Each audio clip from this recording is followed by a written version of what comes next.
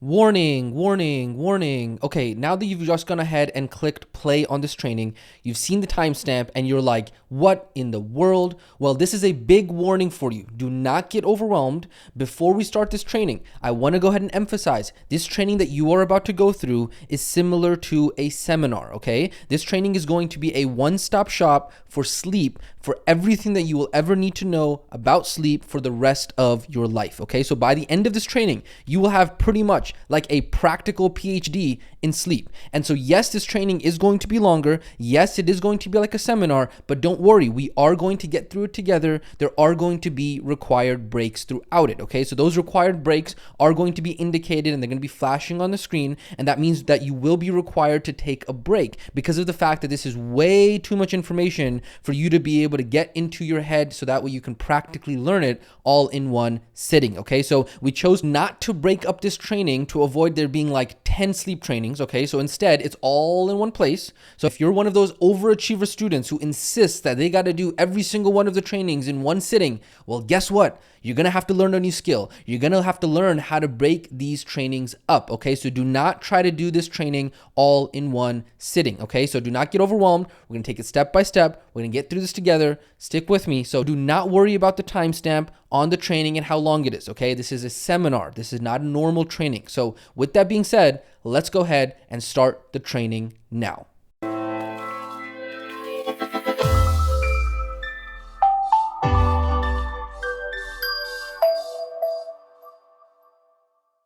Hey team, Yasin here, and in this training, we're going to be going over the 6 W's of sleep. This is going to be one of the most jam-packed, value-packed trainings in this entire module. I can't wait for you to go through it. It is going to be hands down one of the most, if not the most, practical, action-packed sleep trainings that you go through in your entire life, hands down, guaranteed, mark my words, okay? So what we are doing so far inside of this module, if you remember, is that we are going through the pillars of health. And so we've already gone ahead and covered nutrition. We've already gone ahead and covered movement. And now inside of this training, we're going to go ahead and knock out sleep together. And then after that, we will get to recharge. Okay. So just as a reminder, what we are doing here is we are laying the foundations for your own personal transformation, so that way you can coach others through their transformation as well. And remember, this is not going to be an overnight process, but I promise you it is a process that is going to transform your life for the rest of your life. Okay, now as we jump into this,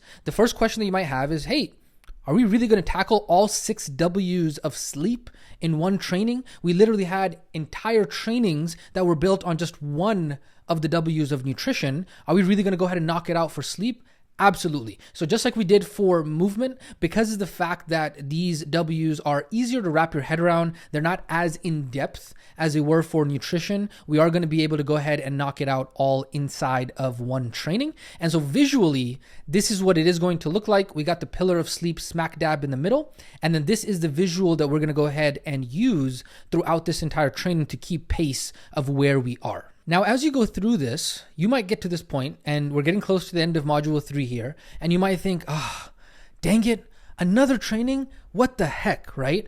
And that, ladies and gentlemen, that, my friend, is what I would like to welcome you to, because that is the process. Because what we are doing inside of this module is a very specific teaching technique in which we are marinating your mind inside of these topics, right? When you marinate chicken or you marinate beef or something like that, right? What do? You put it into the marinade and then you leave it overnight, right? You literally soak the meat into the marinade, right? And you leave it there overnight, and you overwhelm the chicken and you overwhelm the meat with all of the marinade so that it literally oozes out of it when you're actually cooking it, right? That's exactly what's going on inside of this module, is that your understanding of these topics, I know in the beginning it feels overwhelming. I know it feels like you're having to expend a lot of energy, but that is what's happening, is that your mind is marinating in all of this. And so that way it's going to be easy for you to be able to understand what it is that we are talking about. Okay. So it is going to feel like you are floating inside of module 3. You're going to say, man, what in the world? So much training, how all of this is going to come together?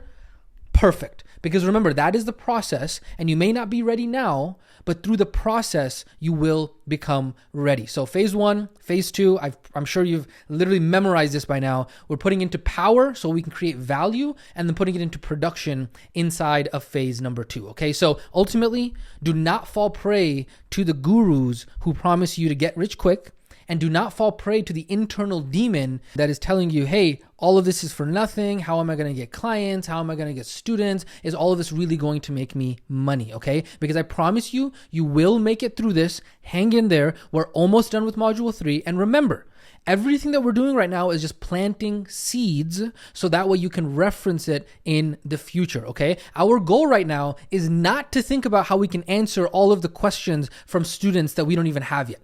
Don't think about that right now. We will get to that. You are not ready for that right now. I will talk more about that when we get to module 5. But for right now, what you want to do is just plant those seeds. Do not create monsters for yourself that do not exist right now, okay? Don't worry about anything. Enjoy the process. Keep moving, because that is ultimately the number one responsibility. Do not get caught up in the weeds or the details. You can come back and revisit this. Just keep going. You got this. You're doing great. I believe in you. Now, that does mean that these trainings are going to be longer. Yes, because we're talking about very important topics and we're talking about them in depth. This is not me hopping on and talking to you about some stories that I learned from, my experience for 3 hours and giving you all this fluff. This is very action-packed, value-packed, practical training. And so it's not something that I can put together in a 5-second TikTok. But I promise you that your attention span, like a muscle, will expand and grow the more you use it. But until that happens, just remember, you do not need to do all of these trainings all in one sitting. And on top of that, I don't need you to tell me that they're long, because I know they are. Okay. However, there's no other way that we can get through this. And so we just got to keep on muscling through. However, just pinky promise me that you're going to take a deep breath and not get overwhelmed. Promise? Deal? Awesome. As long as you promise me that, then we're good to go. So with that being said, we got over here the training outline, so that way it's easy to go ahead and reference this training in the future. And then with that being said, let's go ahead and hop into the very first W for sleep, and that is going to be the question of why. Just as a side note here, it is important to realize that we don't actually cover the W's in the same order for every pillar. Sometimes some of the W's make sense to cover in different orders, so the order is not relevant. It's just a matter of how I decide to structure it, so that way you can get a better idea of how the content is laid out. So let's go ahead and talk about sleep and the question of why we should sleep, okay? Because what if I went ahead and told you that scientists have discovered a revolutionary new treatment that basically helps you live longer, enhances your memory, makes you more creative, makes you look more attractive, makes you look slim, lowers your cravings, protects you from cancer, protects you from dementia, wards off colds and flu, lowers your risk of heart attack and stroke, lowers the risk of diabetes, makes you feel happier, makes you feel less depressed, makes you feel less anxious, helps you make better decisions, and allows you to make more money. Would you be interested? If so, keep listening, because practically right now, there is only one thing that practically actually does all of those things. Do you know what that is? Well, you guessed it. The number one thing that actually does all of the things that I just said right now is sleep. And lucky for you, you are going through one of the greatest sleep trainings on the planet, okay? And so yes, sleep really is that awesome. And to really put the nail in the coffin here, let's talk about what are some of the other benefits of sleep, okay? Sleep helps keep your heart healthy. Sleep helps prevent cancer. Sleep reduces stress. Sleep reduces inflammation. Sleep makes you more alert. Let's see what else we got here. Sleep improves memory. Sleep helps you lose weight. Sleep makes you smarter. Sleep reduces the risk of depression. Sleep helps make sure your body repairs itself, helps regulate blood sugar, helps with insulin resistance, helps you manage hunger and cravings. I'm not even going to go through all the details for this. It's located in the guide, and you can always go back through it for reference if you ever need to. But then, as if all of that wasn't enough, guess what? You are 52% more likely to die if you get less sleep compared to those that get 7+ hours per night. A study of nearly 40,000 people showed that for people younger than the age of 65, getting an average of 5 hours or less sleep per night increased the odds of death by 52% compared to those that got 7 hours of sleep, okay? And so what I want to emphasize here for you is that sleep is one of the key determining factors to how good you feel and how much fat you store, making good decisions and how productive you are and how intelligent you are, okay? Because not taking your sleep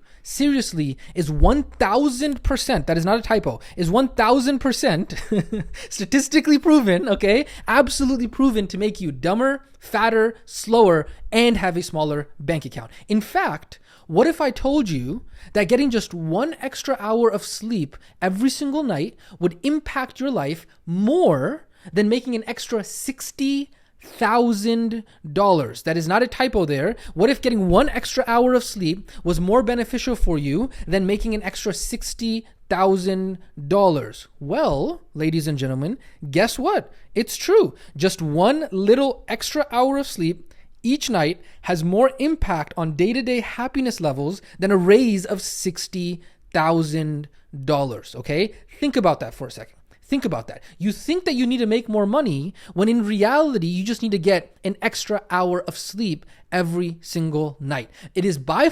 Sleep is by far the easiest lever to pull for you and your students that will dramatically transform your life. Checking in on your students' sleep is one of the most important things that you can do because it's extremely hard to really feel good, to have energy in your life when you don't have enough sleep. It's literally hard to do anything when you're feeling sleep deprived.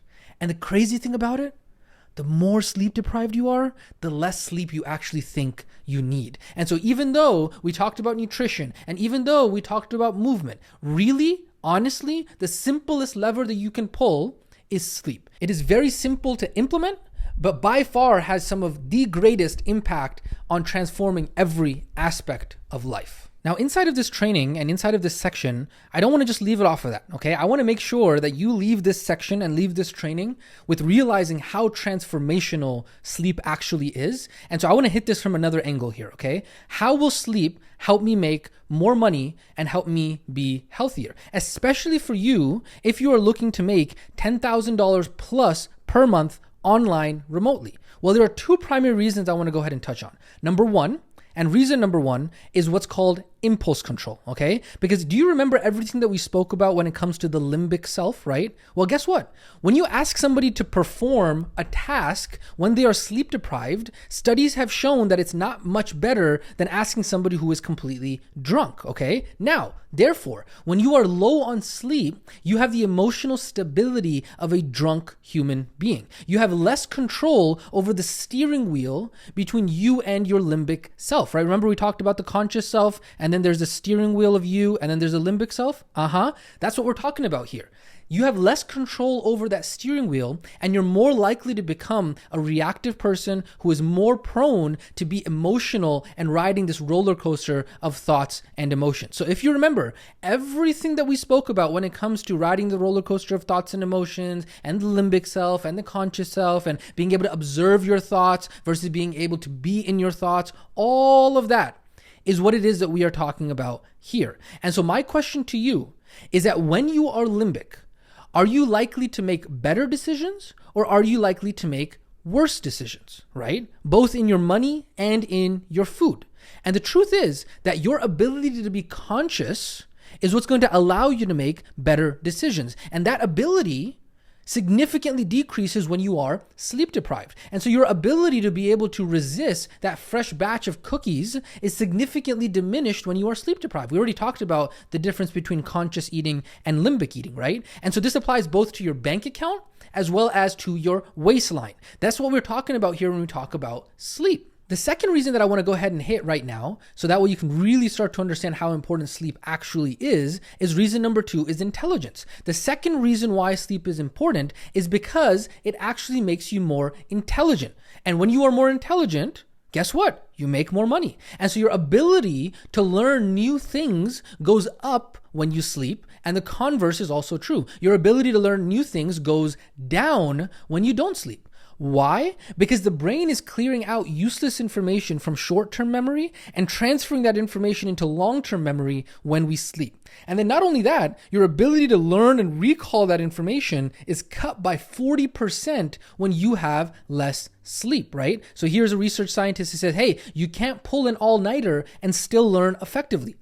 It just doesn't work that way. And so when you are going through this content here in the Remote Wellness Academy, right, and you're sleep deprived, forget about it. My voice right now is going to literally shut your lights off. When you don't get enough sleep, you are dumber because of it. And as a result of that, you make less money, period. And so this is what I want you to understand. I have been a part of many different masterminds. And in these masterminds, these are like $30,000, $50,000 a year masterminds. And inside of those masterminds, I joined them because we're learning how to be able to scale our company to 8+ figures. And so just so you know, 8 figures is more than $10 million a year. Okay. Now, inside of these masterminds that we pay $30,000, $40,000, $50,000 to join, you would think that we would be talking about some advanced business and marketing strategies or something like that, right?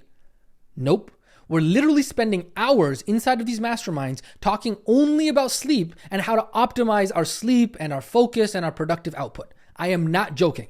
So to say that this training that you are going through is worth $30,000, it is not a joke. You are a biological system and your performance directly impacts the results that you get. And so to say that sleep impacts your performance is an understatement. Sleep 1000% impacts your performance. And so when it comes to making money and income, sleep is more important than diet and exercise. It is the number one high leverage activity that has the biggest downstream effects, not only to your income, but to every single area of your life. Okay? I can literally keep on going on and on and on about the benefits of sleep. There are too many to count, and I don't want to make this into a 50-hour training, okay? So do you really need any more evidence or proof that sleep is critical for you, okay? Have your eyes been open yet to the amazing power of sleep? I hope so, because I don't know how I would have been able to explain this any different than I did. I really hope that you understand the importance of sleep now after going through this section. But after hearing something like that, some students might come and say, hey, okay, Coach Yasin, I understand you're making a big deal out of this, but the thing is, like, man, come on. Sleeping is normal, right? Like, I get that sleeping is important, but we've all been doing it for so many years in our life. It's something that comes naturally to us or should come naturally to us. Like, why such a big deal? You guys spend hours talking about sleep in these $30,000 fancy schmancy masterminds. You guys must be dumb, right? There isn't that much to really know about sleep. Like, how can you literally talk about it for hours? Well, guess what? Most people in society's average say the same thing. They take sleeping for granted. They think, oh, you know what? Sleeping, that's what something everybody does, right? Everybody knows how to sleep. And guess what? I agree. Sleeping is normal and sleeping is natural. Sleeping is not something that we need to spend a bunch of time and a bunch of hours learning. I agree. Coach Yasin, what are you saying? Why the heck do we have this massive training about sleep if you say that it's something that's natural, something that we don't really have to learn? Well, at this point, you should already know what it is that I'm going to go ahead and say, because I've said it over and over and over again, which is, well, how much do you think the world has changed in the last 10,000 freaking years, right? I hope this point is very much cemented in your mind by now, okay? Probably a lot. And so you're right. We do not need to spend a lot of time learning about sleep if we were actually living in the old world, because our bodies were designed to know exactly how to sleep in the old world. But the problem is that we as humans were not designed for this new modern world that we live in. And so because of that, for 99% of human history, we did not have air-conditioned boxes without any idea of what time it was outside, or have artificial light that was able to allow us to be able to keep ourselves entertained all night so that way we didn't have to sleep.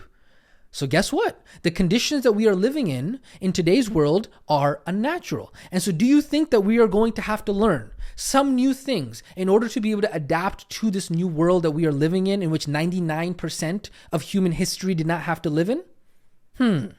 Maybe, just maybe. What do you think, right? And so this is the big mental shift that I need you to understand, so that way you can actually properly master sleep. And that mental shift that you need to make is that you need to understand that sleep is actually a skill, okay? Here it is very clearly. In the new world, sleep is a skill. It's a what? It's a skill. And just like other skills, it has to be learned. It's not something that you are born knowing how to do in the new world. So just like riding a bike or learning how to tie your shoes, it's a skill in the new world. And it's one of those skills that people take for granted because they are so stuck thinking, yeah, sleep, it just happens.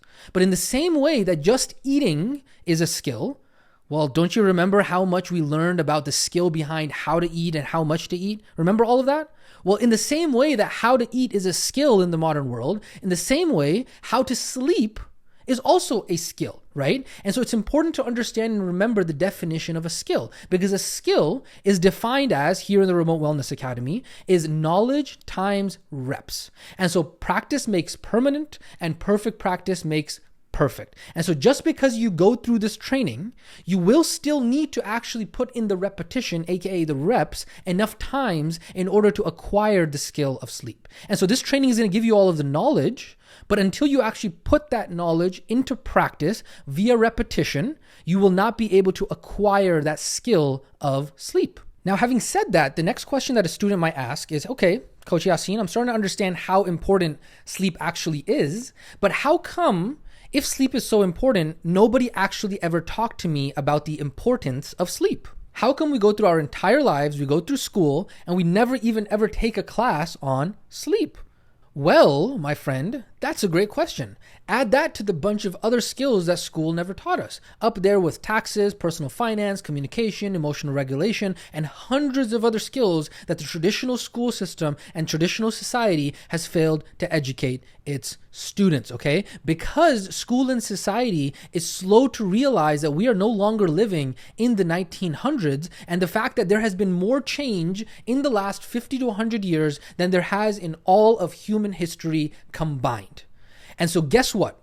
Because most of society has never learned the skill of sleep in the modern world, we now, ladies and gentlemen, have a global epidemic on our hands, okay? And so look at this. Is there a sleep epidemic, okay? The CDC says sleep disorders have reached epidemic proportions. This was never a thing 50, 100, 200, 300 years ago, okay? This is a modern world, new age thing. Because why? Times have changed, okay? Here it is again. CDC, insufficient sleep is a public health epidemic, okay? 50 to 70 million US adults suffer from sleep disorders, okay? Now, some students might say, oh, but Coach Yasin, that's just a United States thing. You guys are always fatter and always have these health problems. Really? Just for my Canadian students, sleep deprivation, Canada's latest epidemic, okay? Sleep deprivation in Canada, 1 in 2 adults have trouble going to sleep, specifically in Canada, okay? Oh, but you say, but Coach Yasin, I'm from fill in the blank country.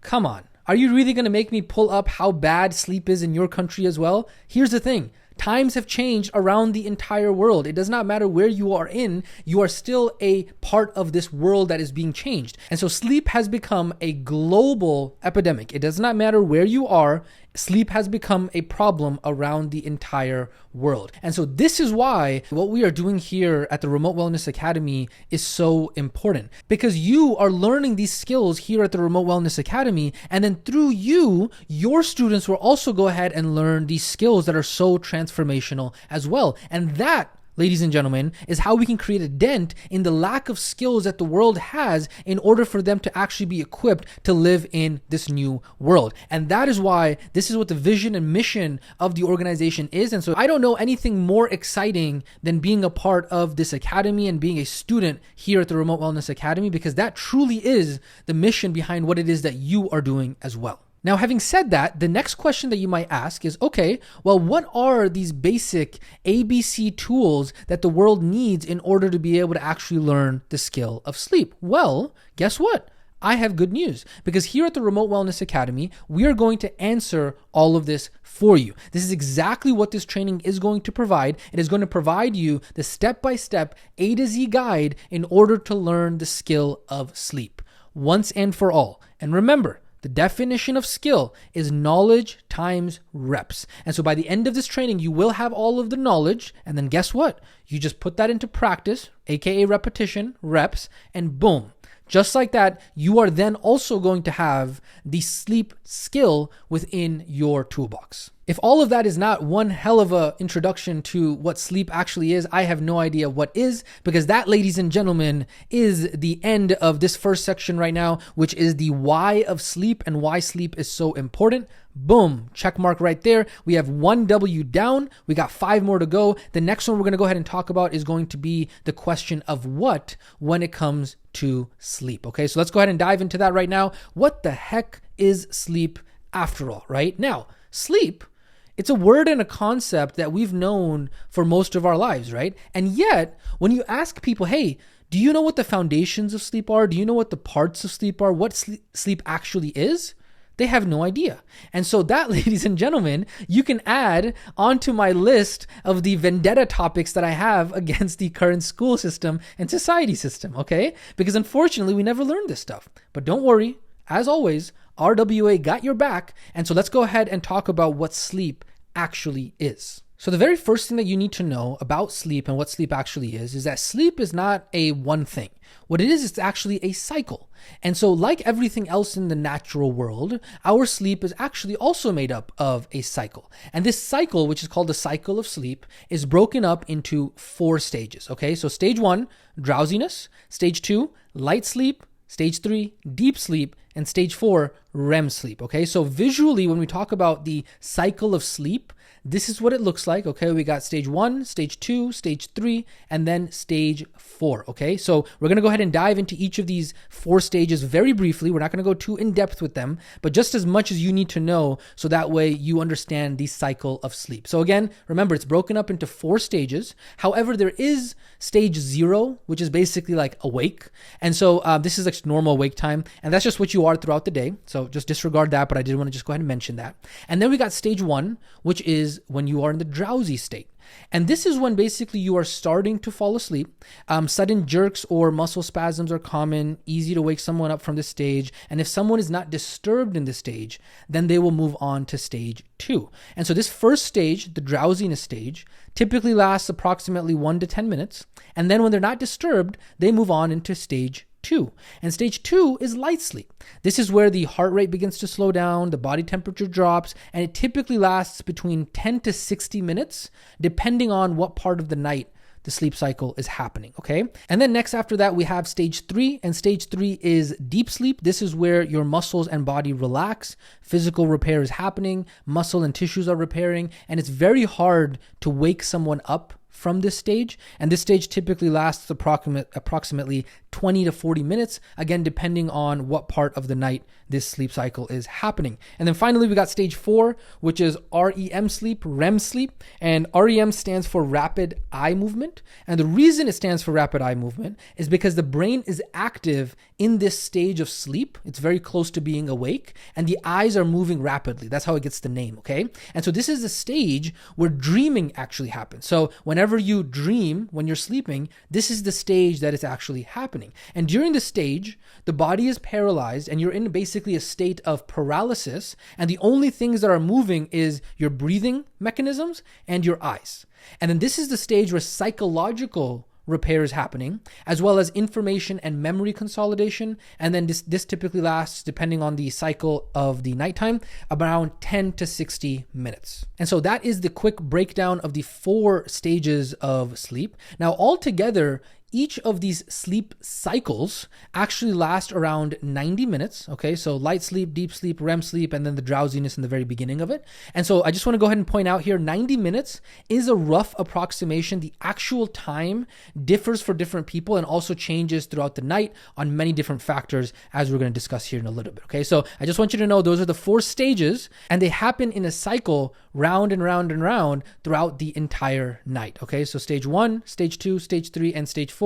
It is a cycle. Okay. Now, real quick, before anybody goes out and Googles it and then comes to me and says, "Hey, Coach Yasin, you're teaching us wrong," because on Google, Coach Yasin, I read that there are 5 stages of sleep.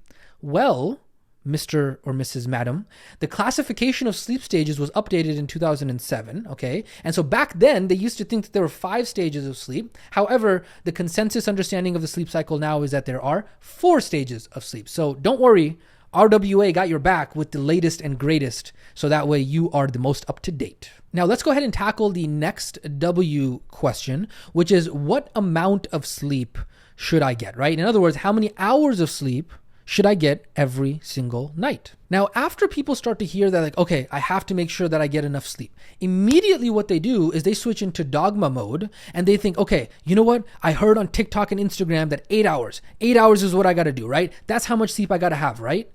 No. Like 8 hours is literally a completely random number that somebody made up because it sounds nice. It's not one size fits all, remember? And so I want you to think about it for a second. If a cycle of sleep is 90 minutes, give or take, like we just learned, if you divide 8 hours into 90 minutes, do you get an even number? You don't.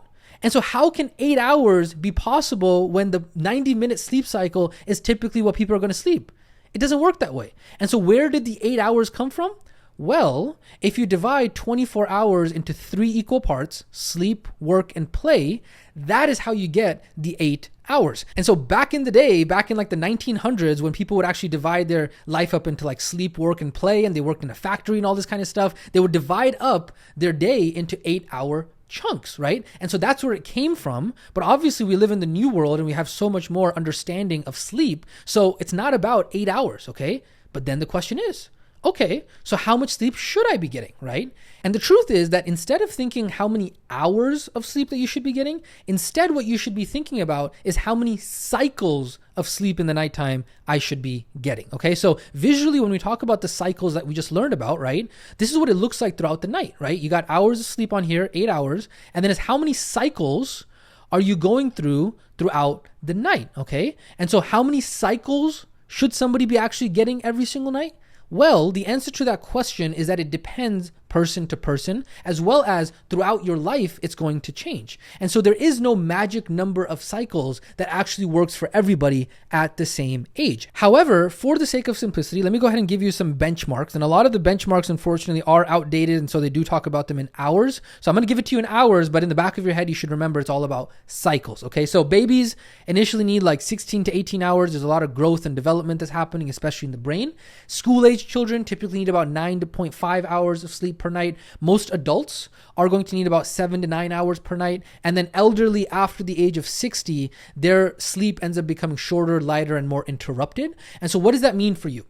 What that means for you is that you need to aim to be able to get 4 to 5 cycles every single night. And so that's going to be roughly about 7 to 9 hours of sleep every single night. But here's the thing. After hearing that, some students will have an aneurysm and a heart attack, and they'll say, hey, but guess what? I don't have that many hours. I'm a very busy person. I don't have that many hours to sleep. I don't care about sleep. Coach Yasin, I don't want to know about sleep. I just want to know how to make the money.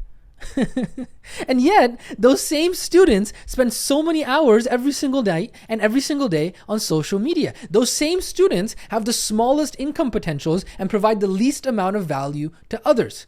Oh snap. Yes, I said it, okay? Especially those students who only want to focus on the money and they don't actually want to focus on the foundations that are going to allow them to be able to make the money, okay? And so I don't need to convince you on the benefits of sleep. I've already beaten that horse over and over and over again, right? I've already talked to you about the amazing benefits of sleep. But I just want to be real with you for a second. Come on. Like, who are you fooling when you say that I don't have time for sleep, right? I know people that run massive billion-dollar companies that work 80 to 90 hours per week and have 3 kids who still manage to get 7 to 9 hours every single night. Now, I do want to go ahead and point out the exception. Obviously, this does not include individuals who are going through a season of life in which things are out of their control. What I am calling out here, though, is that this blunt, no BS call out is for those students who make excuses when deep down they know in reality they can make time for sleep, but they don't want to. Because here's the truth. You will make time for that which is important for you, okay? So you need to start seeing this entire sleep topic as extremely important, as extremely critical. Because for those of you who are learning how to make money online for the first time, guess what? The entire process is going to be overwhelming many times. And so the loss of productivity that is compounded when you are not sleeping properly, it will 100% absolutely make or break any income, career, or business progress that you make. If you are too busy trying to nurse a headache due to sleep deprivation, or you are counting down the number of hours until you can go back to sleep because you're so miserable with what you are doing, I'm telling you right now, you can kiss goodbye any progress that you've made in making money online, okay? And so you will make less money when you don't take care of your sleep. I promise you that, okay? And so this applies to both you, and guess what? This applies to your students as well. When you communicate to your students that they are less effective at work, whatever for them work might be, even if they're just a mom or a dad or whatever, they will all of a sudden have light bulbs going off, that they will realize that sleep is critical for them to function at the highest level that they can on a daily basis. And so the bottom line for all of this is that sleep affects performance in all areas of life. And so what you want to do irrespective of the things that are outside of your control. You want to be aiming to be able to get 4 to 5 cycles every single night, and that is going to be about 7 to 9 hours every single night for most adults. Now, with that being said, a couple other points that I do want to talk about here when we talk about the what of sleep. I do want to break down for you the sleep stages breakdown, because it is important to understand that the breakdown of how much time a person spends inside of every single stage in the sleep cycle is going to vary by person to person, as well as what stage of sleep they are in or what cycle of sleep they are in the nighttime. So let me go ahead and explain this to you so that way you understand. Stage 1, as the night unfolds, an uninterrupted sleeper may actually not spend any more time in stage number 1 as they move further along in the sleep cycles, right? So in the beginning, you have sleep cycle number 1, right? Remember, aiming for 4 to 5. And so you got sleep cycle 1, 2, 3, 4, and 5. And so when you first sleep, in the very beginning, inside of sleep cycle number 1, you might have more stage 1 in here. But then as the cycles go on, you're going to have less and less of stage number 1. Okay, so that's one thing you got to know. Stage number 2. Stage 2 can last for 10 to 25 minutes during the first sleep cycle. And then each light sleep stage after that can be longer during the night. And so these other sleep stages in the nighttime, right? This is your entire nighttime, 7 to 9 hours, right? 7 to 9 hours. In the beginning, it is going to start off that you have less light sleep, but then light sleep, the percentage of light sleep in the other cycles is going to increase. And so collectively, a person typically spends about half of their sleep time in light sleep, okay? And then stage number 3, we spend most of the time in deep sleep during the first half of the night, right? So like these cycles right here, that's where we're going to spend a lot more time in deep sleep. And then as you continue sleeping, these stages get shorter and shorter in the later sleep cycles that are going to come. And that's where we actually spend more time in REM sleep. And so under normal circumstances, you actually don't enter REM sleep until you've slept for about 90 minutes. And so sometimes that first cycle doesn't have a lot of REM sleep in it, but then there's a lot more REM sleep that is happening in some of the later cycles throughout the night. Okay, so as the night goes on, the REM stages get longer, especially in the second half of the night. And then in total, REM stages will make up about 25% of sleep in adults. And so to really hit this concept home, just so that way you understand it more properly, is I want to go ahead and give you an example of the difference between the sleep cycles of my wife and I, okay? So that way you can really understand that there is variance in the sleep cycles, and you can start to really become a master of sleep by understanding exactly the intricacies and the details of sleep, okay? So for example, my wife actually gets massive amounts of deep sleep. She typically gets 2+ hours every single night, and she usually gets about 1 hour of REM sleep out of her 4 to 5 cycles that she'll do every single night, right? And then me, on the other hand, I get massive amounts of REM sleep, okay? So I get massive amounts of REM sleep. And then for me, I struggle with getting enough deep sleep. And so that's why you got to understand that everybody is different on this, but it's very important to understand how these differences can manifest themselves into differences in health, because that's the reason why my wife gets less sick than I do, because her body prefers deep sleep. And remember, when is the body actually repairing itself? It's repairing itself in deep sleep. And so that's why she gets less sick than I do, versus for me, if I don't get enough good deep sleep for enough nights in a row, then I'll start to feel sick because I normally don't get a lot of deep sleep. And so I don't have a lot to be able to afford to let go of, if that makes sense, right? And then recently I introduced a weighted blanket, which is one of the environment tips you're going to learn about here later inside of this training. And that went ahead and increased my deep sleep.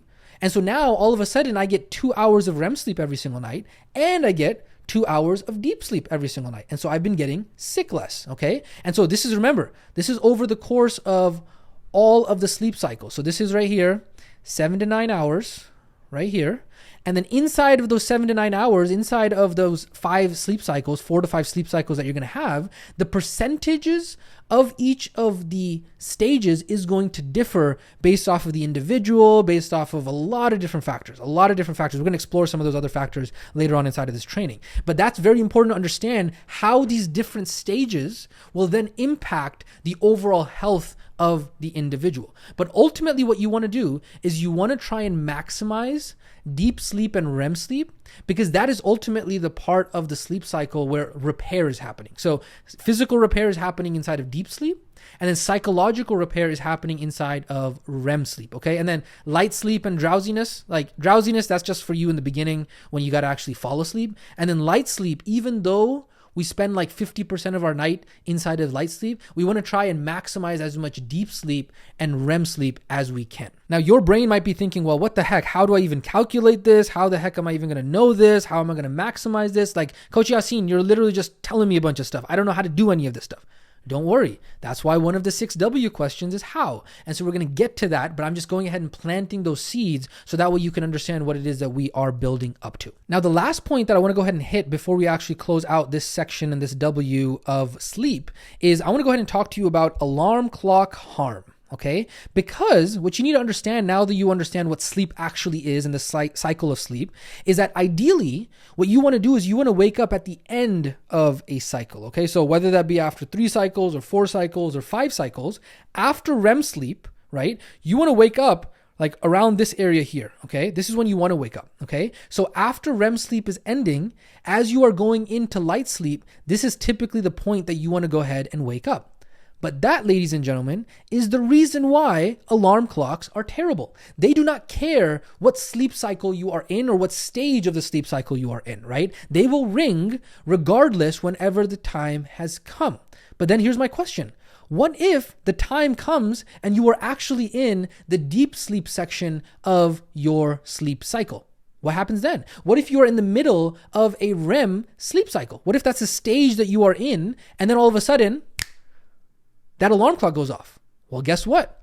Alarm clocks don't care about that. They do not care. And I'm telling you right now, if your alarm clock goes off when you are in deep sleep, you will 100,000% wake up feeling like you got hit by a freaking bus. And I am not talking about one of those nice cartoon looking buses either, right? Like one of these nice cartoon buses. You're like, oh, you know, I wouldn't mind getting hit by that kind of bus. I am not talking about that kind of bus when you wake up in deep sleep or REM sleep. I am talking about one of those massive freaking double-decker buses with a bunch of different tourists on it. That's what I'm talking about, okay? Not to mention, when you wake up in that stage, you are 100% waking up in limbic mode. Forget it. That's happening. Limbic mode, it's happening when you actually wake up in deep sleep, okay? And then not only that, back when I used to use alarm clocks, there were days when I woke up in such a deep sleep stage that it didn't feel like I got hit by a bus. You know what it felt like? It felt like I got hit by a freaking train. I am not joking. I remember when I used to use an alarm clock, this was terrible. I used to literally have to get up and crawl out of bed on the days that I woke up inside of my deep sleep stage. I used to have to crawl on the floor all the way to the bathroom because I did not understand where the hell I was. I felt like I just woke up on Mars, okay? Now, you might be nodding your head right now and be like, yeah, I feel like that a lot of times. Well, guess what? It's probably because you're waking up in the wrong sleep stage, okay? But if you compare that to what happens when you actually wake up naturally at the end of a sleep cycle without an alarm clock, well, guess what? You're actually going to wake up automatically in the right sleep stage because you've now actually completed a sleep cycle and you were not disturbed. And so that, ladies and gentlemen, is why alarm clocks suck, okay? And we're going to talk more about this and how to use them and when to use them, right? Is it just don't use them at all, period, forever? No, we're going to talk more about that later in this training, but I did want to just go ahead and make this note while we are talking about the sleep stages and understanding why alarm clocks are so harmful for your quality of sleep, okay? So bottom line, destroy and throw away those alarm clocks. They are doing more harm than good for you. Awesome. So now we've gone ahead and finished this section when we talk about the what sleep actually is and the sleep cycle and the sleep stages. Next up, what we're going to go ahead and do is we are going to go ahead and move over to the where question of sleep. But before we go ahead and do that, I do want to just go ahead and do a quick pulse check. I want to make sure, are you doing all right? You pinky promised me you wouldn't get overwhelmed. Remember, 4 quick points. You can go through this training at 1.5x or 2x speed using the speed settings at the bottom right of this training player. So obviously you can slow down slower than 1.5 or 2x when you need. Just don't skip ahead. That's the biggest thing I don't like when students speed up trainings is they try to skip ahead. Don't try to do that, but you can speed up the training if necessary. Remember, on top of that, you do not have to do this training in one sitting. Absolutely break it up. Like literally just pause this training, leave the computer, computer, leave the tab open, leave the screen on, and then take a break, and then come back to it when you want to. Even if you want to close the screen, just leave the tab open and it'll always be there next time you use the computer, okay? Number 3, we're planting seeds for the future right now. You do not have to remember all this stuff. You do not have to memorize it. You don't have to know all the details. Just plant the seeds and enjoy the process. Because remember, your number one priority is to keep going, and you can always come back and watch the trainings again and again and again. And this guide is available for you once you finish the training, all of that kind of stuff. Okay. So remember, there's no rush. We're taking this step by step. And so if you need a break, you can absolutely go ahead and take a break. Okay. So with that being said, let's go ahead and hop over to the next W question for sleep, which is the question of where. So sleep where? Whenever we ask the W question of where, we're always talking about environment, right?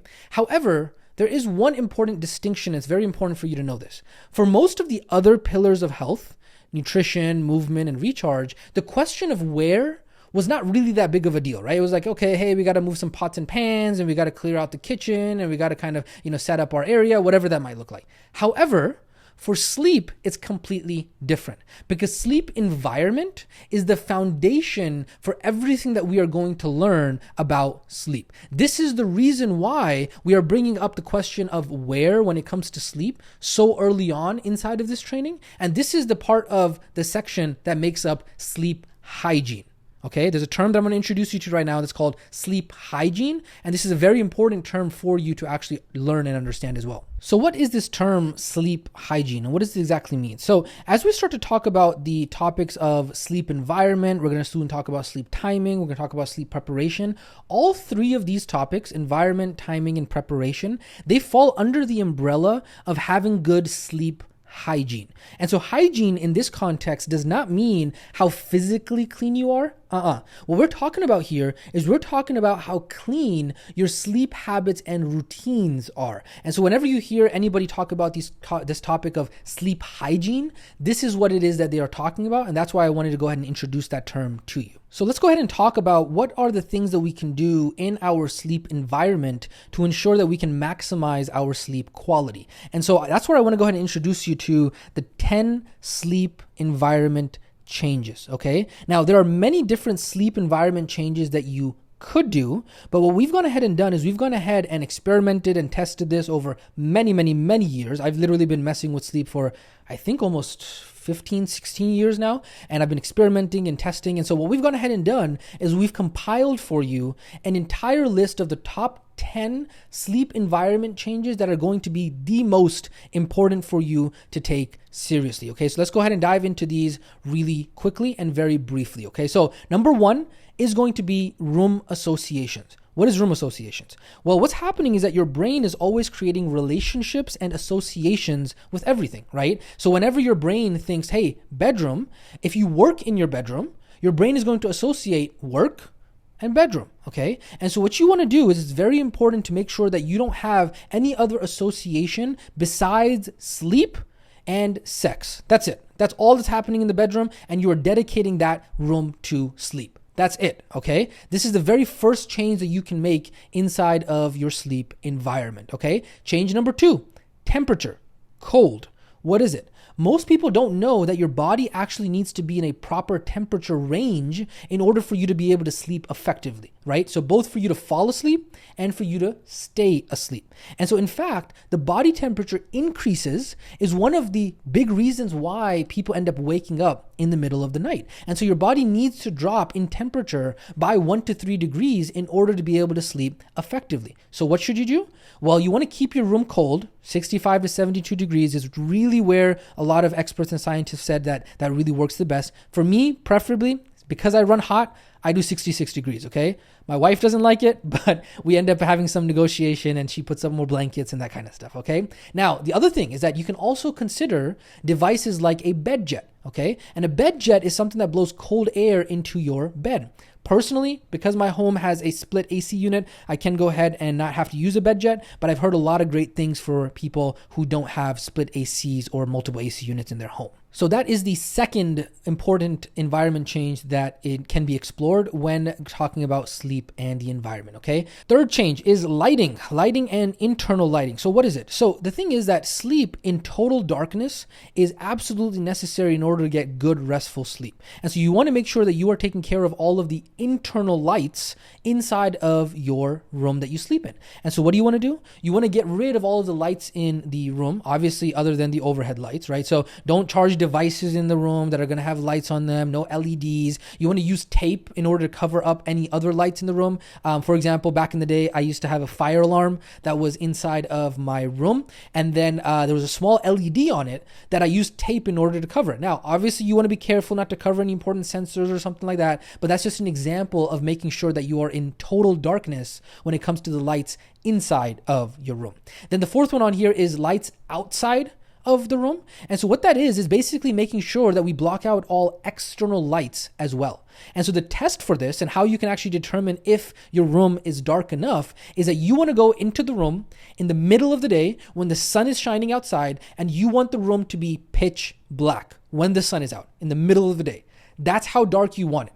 And how are you going to do that? Well, blackout curtains. I'm telling you, my friend, blackout curtains are going to be your best friend when it comes to this. Very, very, very important. Second thing is sometimes some people are like super on it and they're like, yo, I'm going to use blackout curtains and an eye mask. That's like over. Preferably, I've always just done blackout curtains. However, I always do have an eye mask that is next to my bed as well for those nights or for those days, if I am sleeping in or whatever, that I do need them, okay? And so don't worry, when we get to the activity for this training, we are going to be showing you what recommendations we do have. I think I found probably the best eye mask on all of Amazon, so I can't wait to show it to you. It's really good. I think I have like 7 or 8 eye masks. I've literally experimented with this stuff. I'm not joking. I geek out on this stuff. And so it's going to be very important to make sure that you do have complete darkness, especially with the lights that are coming outside as well. Remember, the goal, pitch black in the room, middle of the day. That is change numero 4, okay? Next up, we got number 5 is noise. So what you want to do is you want to make sure that it is pitch silence. And so for your body to feel safe, it needs to be able to actually know that there's no random noises in the home, so that way you can feel like, hey, it's okay for me to let go, right? All of those small noises and creaks at night, you want to get rid of them. So how are we going to do this? We're going to actually soundproof our room. Earplugs are helpful, especially for those people who might live in noisy areas in the city, all that kind of stuff. But more than earplugs, I've tested them. What I really like more than that is a white noise machine, or sometimes my wife and I will do is we'll have like this fan. It's like a manual fan that'll make noise, and so it has like fan noise on it. So either like a fan noise or a white noise machine. We are going to be making a recommendation. It's literally dirt cheap and has a massive impact. I'm talking about for like 15, 20 bucks, you can get these white noise machines, and they make a massive impact in terms of the amount of noise that is happening at nighttime, okay? My recommendation, don't use your phone or an app or something like that, just to avoid the temptation of having your phone at night. So that is how you would soundproof your room. Environment change number 6, mattress. So what is it?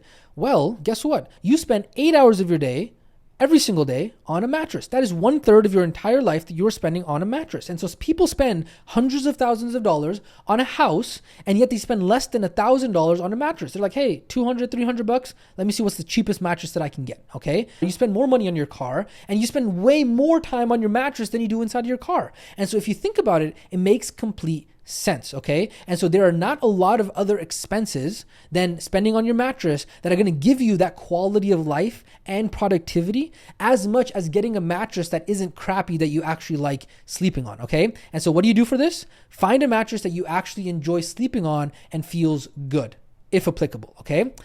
Change number 7 on here, pillows, multiple pillows, orthopedic pillow. I personally use 3 pillows when I sleep at night, 1 for head elevation, 1 for neck position, and 1 for shoulder position, okay? And so what do you do for change number 7 is finding a pillow or multiple that you actually enjoy sleeping on, okay? Change number 8 on here is going to be a weighted blanket. There is a lot of research that supports using weighted blankets. Having that weight on you when you are sleeping soothes the nervous system, and it's kind of similar to getting a hug from somebody. And so what I do recommend is getting a weighted blanket that is about 10% of your body weight. So if you're about 200 pounds, get a 20-pound one. The one I have, I'm going to go ahead and link it inside of the guide as well as inside of the activity that we get to later for this training. But we will get to that here shortly. But that is something that you can experiment with as well. This has been a game game changer for me with my deep sleep percentages. It has very, very much helped with that. Next up, number 9. Number 9 is separate bedrooms or larger bed. So what is this? Does your spouse or partner snore at night? You can't move around as much as you want to and can't get comfortable because your spouse is next to you? Other than when you guys are fighting. I'm not talking about that. I'm talking about normal, okay? What to do? Consider separate bedrooms or a larger bed, okay? So here's an interesting fact. My wife and I actually sleep in separate bedrooms as of like a year ago. And I'm telling you, it completely transformed our relationship in not a negative way, but in an amazing way, okay? Why do I say that? Is because there are so many things that are happening that like, hey, maybe your spouse has to use the restroom. Maybe your spouse needs it more cold. Maybe your spouse, is making noise at night and it wakes you up. All of these other reasons. However, you are going to have to get over those dumb limiting beliefs of culture and society that tells you, if you are sleeping in separate bedrooms, it might mean because you guys are fighting or don't have a good relationship or all that kind of stuff.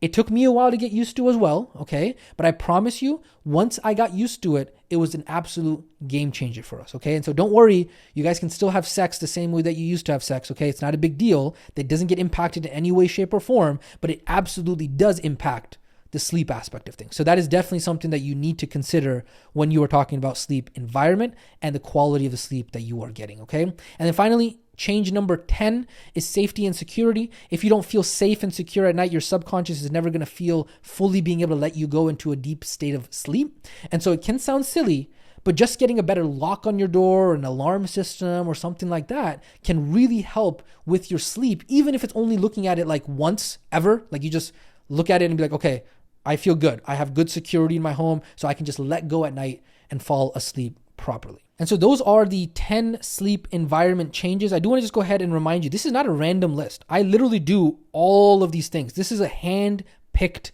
list of things that we have tested and found to be proven and actually work, okay? This is not a generic list that we pulled off of the internet, okay? And so I really want you to understand that you can use this as a checklist and over time implement as many of these as possible. But having said that, warning, now that you've gone through all these sleep environment changes, some students might think, hey, you know what?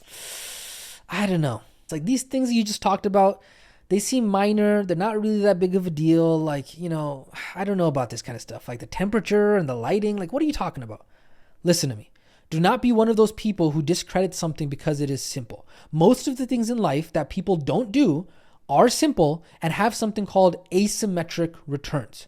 Asymmetric. Coach Yasin, that sounds fancy schmancy. What is this term? I have no idea what that means. Well, asymmetric means non-symmetrical output. When something is symmetrical, you get what you put in. You put $1 in, you get $1 back out. That is what is called symmetrical. What we are talking about is asymmetrical, right? Asymmetrical is when the output is disproportionate to the input. And so imagine putting $1 into something and getting $100 back out, or $1,000 back out, or $100,000 back out, all because you put $1 in.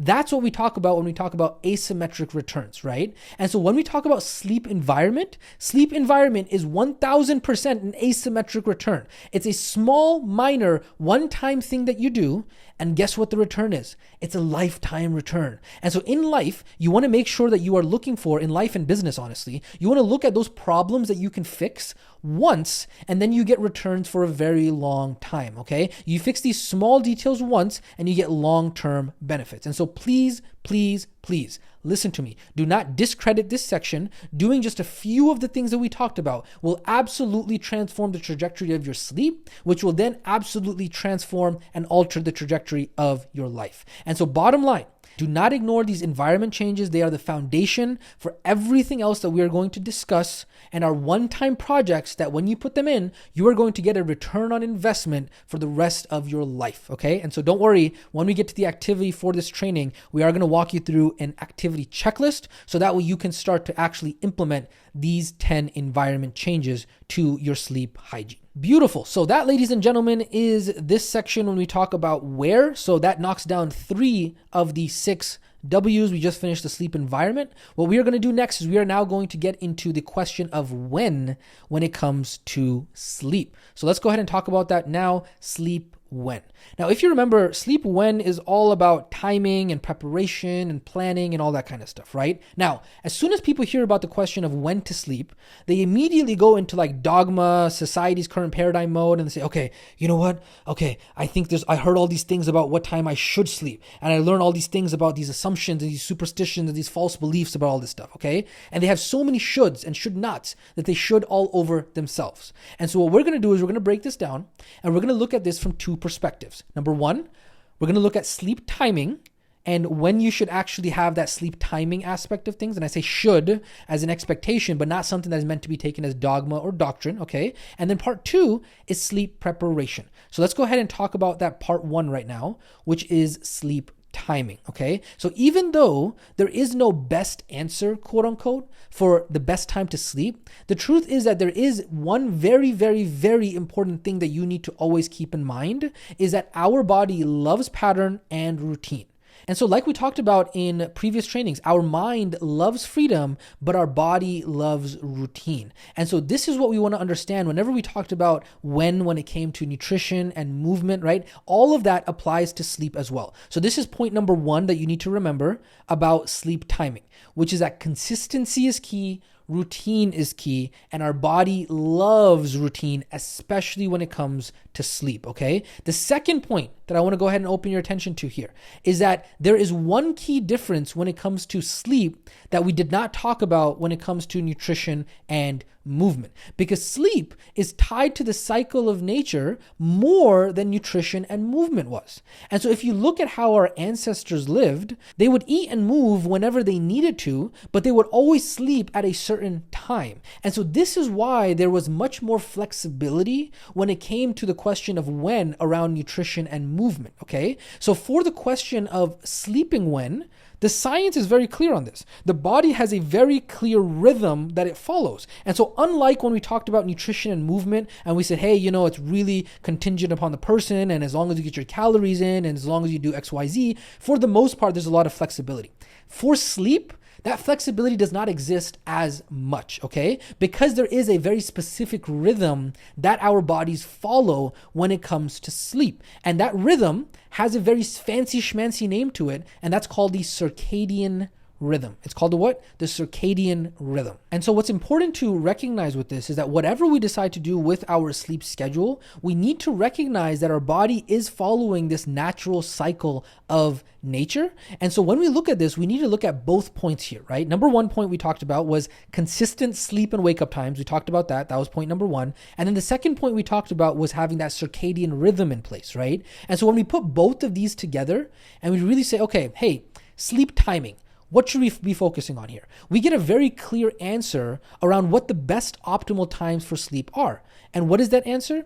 Typically between 9 p.m. and 11 p.m. for most people is going to allow them to be able to maximize their deep sleep and their REM sleep and follow that circadian rhythm. And so as long as they are keeping that routine and consistency the same, approximately within 30 minutes, right? So whatever you pick, whether that be 9:30, whether that be 10:30, whatever it is, right? 10:30, between that range right here, you want to try and stick every single day to 30 minutes within that. And so let's say, for example, it's 9:30. Well, 9 and 10. That's the range right here, 9 and 10, right? That's the point. That is the middle ground. So that way you can stay consistently within 30 minutes of that. And so ultimately what you're doing here is that at night, within that time range, right, between 9 p.m. and 11 p.m., you go to sleep when you start to feel sleepy. And so the big thing that you want to know is that a lot of people, what they do is that they start to feel sleepy, right? Even sometimes if it's like less than 30 minutes, let's say, for example, like your sleep time is 9:30 and you're starting to get sleepy at like 8:30. Maybe push a little bit, go to like 8:45, go to like 9, and then knock out, right? But a lot of people be like, yo, I'm getting sleepy at 8:30. I'm going to wait till like 11:30 to sleep. No.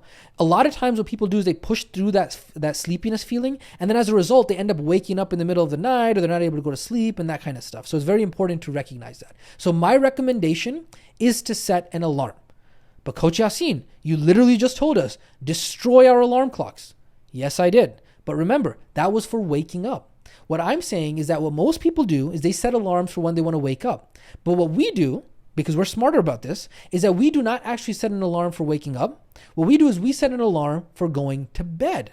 And so we set the alarm for the time that we want to start winding down, which is what we're going to learn about here in a little bit, and what time we want to go to bed. And so this is a completely different strategy that is going to serve us so much better. And again, don't worry, you don't have to memorize this. I know I'm giving you kind of like action steps in between, but don't worry about it. We're going to put all of these action steps together in the activity for this training. And we're going to get to that here in a little bit. So just kind of plant these seeds in the back of your head and keep going with me, and it'll all make sense to you as it comes together. So even though we have gone ahead and set together these expectations or kind of these guidelines that we are following here, I really want to go ahead and make this very clear.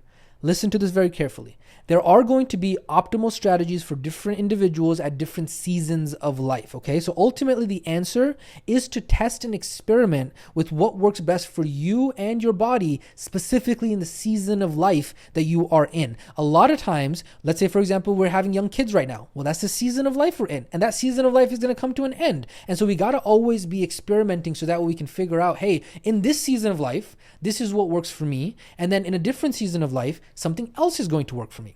And so at the end of the day, what you have to remember is that staying consistent is the most important, regardless of the day of the week, because this is what you have to understand, is that your body does not know the difference between weekdays and weekends. If you mess up your sleep cycle on weekends, well, guess what? You can expect to pay for it later on, okay? So ultimately, as long as you understand the guidelines and don't take these as dogma, this is very important. Just because you may not be able to sleep between 9 and 11 p.m. during a certain part of your season or different part of your life, it does not mean that you are a terrible person.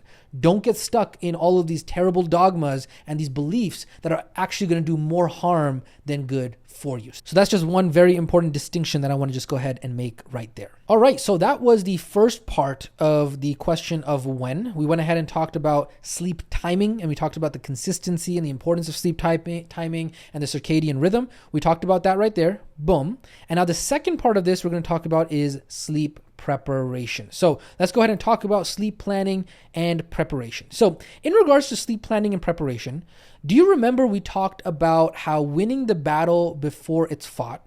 And we also talked about Niagara syndrome and those who just go with the flow. They don't plan their meals, they don't plan their movement and all that kind of stuff. And then they end up in situations where they're not prepared. Remember we talked about these two concepts? Well, what I want you to do right now is I want you to take both of these concepts and I want you to put them on steroids. I want you to understand that when we are talking about sleep planning and sleep preparation, we are literally taking these two concepts and putting them on fire, okay? And when I say on fire, I mean literally like blowing them up in a good way, like maximizing them, like literally putting them on steroids, okay? And so winning your battle before it's fought and not having Niagara syndrome, sleep planning, it's literally the most important. Because after the two topics that we just talked about, right? We talked about sleep environment and sleep timing, right? Sleep preparation, which is the topic that we're about to talk about right now. I'm telling you right now, ladies and gentlemen, that is the big daddy. This is the one where habits come into play and play a major role. Because with sleep environment, it's kind of like a one-time thing, right? Sleep timing, okay, like you got to make it a routine to sleep at the same time between 9 p.m. and 11 p.m. We get it. It's kind of straightforward. But when we talk about sleep preparation, this is where the game and the habits of sleep come into place. This is the big daddy. And so when we talk about the big daddy of sleep, which is sleep preparation, we are now going to go ahead and introduce to you the 16 sleep prep habits. Now, are there a gazillion different sleep prep habits if you go ahead and Google it? Absolutely. There are a gazillion that you could do. But what we've gone ahead and done over the last 15 years of experimenting and observing and finding out what actually makes a difference and what doesn't make that big of a difference, we've gone ahead and compiled for you the most important sleep preparation habits. Now, each of the habits that we're going to go ahead and talk about down below, each of the 16, is organized in a checklist format, and they're organized from earliest to latest depending on the time of day. Let me explain to you what I mean. I'm going to go ahead and zoom out here so that way you can understand what it is that I'm talking about here, okay? So we're going to go ahead and talk about these sleep prep habits, okay? Don't worry, I'm going to zoom in here in a second. But what I want you to understand is that I've gone ahead and divided these into habits that you're going to do during the day. Okay, this is like way before you actually go to sleep. And then there are habits that you're going to be looking at 3 to 4 hours before you sleep. Okay, and then there are habits that we look at 2 to 3 hours before we sleep. We're going to talk about that as well. Okay, this is 2 to 3 hours before we sleep. And then we have habits that we do 1 to 2 hours before sleep. We're going to talk about those as well.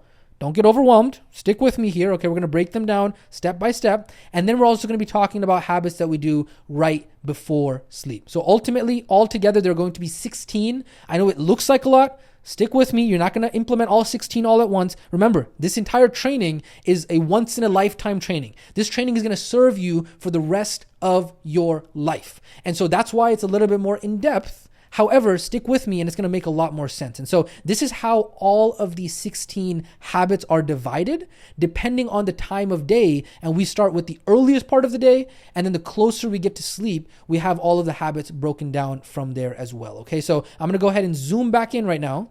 So that way we can go ahead and go through each of the 16 sleep prep habits. And that way, I promise you, we're not going to implement all of these. We're going to pick one or two to implement one or two at a time. But for the rest of your life, this training is going to be an absolute game changer for you. So habit number 1, remember, these are going to be habits that we are going to do sometime during the day. So this is like way before we're even thinking about sleeping. Okay. So number 1 is going to be caffeine and stimulants, because most people don't realize how much caffeine actually impacts their sleep many hours after they have taken it, because it's still inside of their bloodstream. And so what we are doing here, and a lot of people don't realize this, is that we are preparing for sleep 8 to 10 hours before we sleep. And so a lot of people think, oh, I'm going to prepare for sleep like 10 minutes, an hour, maybe an hour, 2 hours before I sleep.